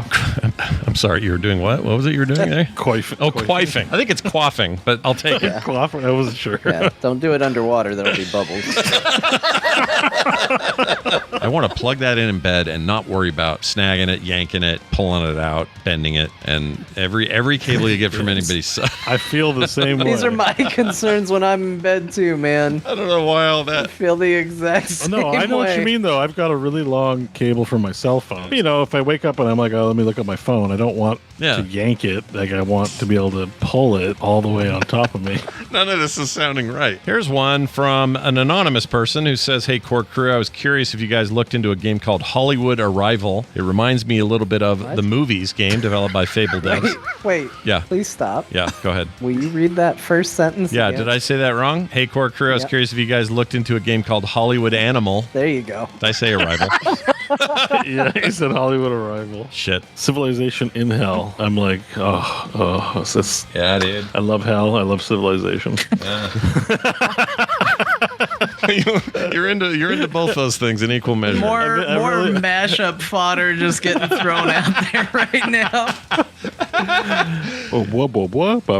Flan and flan, flan and flan and flow. It's like, why is the Leaning Tower of Pisa leaning? Or why are there Sphinx pyramids? Or whatever. Like, it's just a mystery. People like fixing Bethesda games, but they won't fix other games. What was the second point? Can you just repeat it again? Why I are just there want to make sphinxes? sure. No. I think, can somebody play back the tape? Did Beau say, why are Sphinxes pyramids? No, he Why or said something like that. something pyramids. like that. Yeah, I heard it also, but I It kind was of probably like, really dumb. I You know just what I heard mean? it and I was like, yeah, why are Sphinx pyramid? What? The main victory here is they've shown they can do PvP in a different and better way than shoehorning your PvE abilities into some cacophonious weirdo version of PvP that's only for sweaties. And that's been the problem with WoW PvP. It's like, it's for somebody. only for sweaties. Cacophonius was my favorite Greek philosopher. too. Yeah. You like cacophonious? Dude, only for sweaties is not going to leave me very soon. I love that. That's a great phrase. It's a great underwear brand. Yeah. So Well, apparently it did leave me. I don't remember that. Yeah, and left. Yeah. well, there's always new things to replace it every week. Now I got to think about this week, remembering that you poo in sand holes. See? Sandhole poo. I feel vindicated because the tape did in fact show that Beau said, why are Sphinx pyramids? Yeah, it did. All this Why would I time say later, that? you Aren't now they two know. different Yeah. things. Yeah. No. I have no idea what that means. What goes on in my head, you guys? I don't know. Why are Sphinx pyramids? Yeah. Why are they? Why aren't they? It's like an AI test. You ask that to an AI, it just explodes if it's an AI. Oh, it's how we take By it the way, down. John often says he's never funny in these things, and John had like He's always the best funny in these. You laughs kidding me? these things, by the way. He's the most dryly funny as well. Cacophonius is my favorite Greek philosopher. Yeah. It's pretty good. And then there was another one earlier. Yeah, what was the one that cracked? You said He said something really funny. That just, That's I forgot why it you don't- already. And you forget it. You forget it. You just have a general sense that sometimes I say a funny thing. You say a Can't funny remember- thing. There was Can't a put lot my of funny finger on stuff it. shoveled together, so it pushed the other stuff out of my. Like listening to those mashups, it's like you can see in real time the first minute get pushed out by minute 2. Yeah. I've always said your thoughts are like marbles in a straw, and you put a new marble in, and the other marble goes whoop, out the other side. Always said it. Cacophonius said that. Always said it. I feel like I've just never not From stopped saying it. Cacophonius' greatest work. Yeah. Not a year goes by at the Johnson household where he doesn't sit the kids down for a talk about the old marbles through the straw. They might actually agree with you. I think I Straw do bring it comes up. in, straw goes out, or marble goes in, marble goes out of the straw. My kids Can you might explain actually that? agree. You never know. All right. Before we go too much further, I want to mention we got some people I want to call out. So here's the deal. You've got John and Beau. You're in no. Y'all want to help support this show. I know you do. A lot of you already have. And you've done that through a couple of ways. You got like choices for this. If you go to frogpants.com/core, you'll be able to read all about these choices. But you can use our Patreon or our Substack, which is at core.show, or both. Some people do both. Read all about the benefits of all that stuff at frogpants.com/core and be like Connor M., McCann M., and Bonjoro. Juro, or it's not Bongiorno with an N. It's Bonjoro. Bonjour. I don't know if that's actually a thing you would say. But whatever, I love it. It's his name, and you guys all are going to get no commercials ever. Pre-show content every week. Pre-show content every week. I think I may have said the C word every week, and I didn't mean to. You won't be getting that. Host specials every month. One of those could be this John one coming up with Resident Evil 9. You never know. Watch for that. Also, Patreon is getting new articles now as well, along with the core.show. So go read all about it. frogpants.com/core for details. All right, we're turning the microphone over to this dude who writes his wife and tells him what he's doing on the front lines of the war, and tell us what we missed today in our Dear Martha wrap-up. Take it away. My dearest Martha, as we reach the end of another core, we look back and realize, the hell have they been talking about? These were the games. World of Warcraft Midnight. It's World of Warcraft, named after the time we used to start playing back when it first came out. RoadCraft, because Scott won't play a game unless it has craft in the title. Resident Evil Requiem. Legend of Grimrock. Star Trek Voyager. Across the Unknown. The Killing Stone. Tainted Grail, The Fall of Avalon. And some more Overwatch. Some more Overwatch. I like the sound of that. All right, everybody, that's going to do it. Overwatch. Thank you for listening. Please come back next week. If you want to watch us live, we start at 1 p.m. in the afternoon, and we continue until we're too tired to go on, like right now. Anyway, that'll do it for us. Thanks for listening. Thanks for hanging out, and thanks for being a part of the larger core community. We'll see you next time.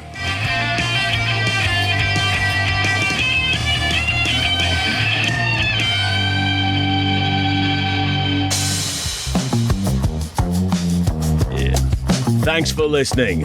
The Frog Pants Network lives at frogpants.com. Rebecca!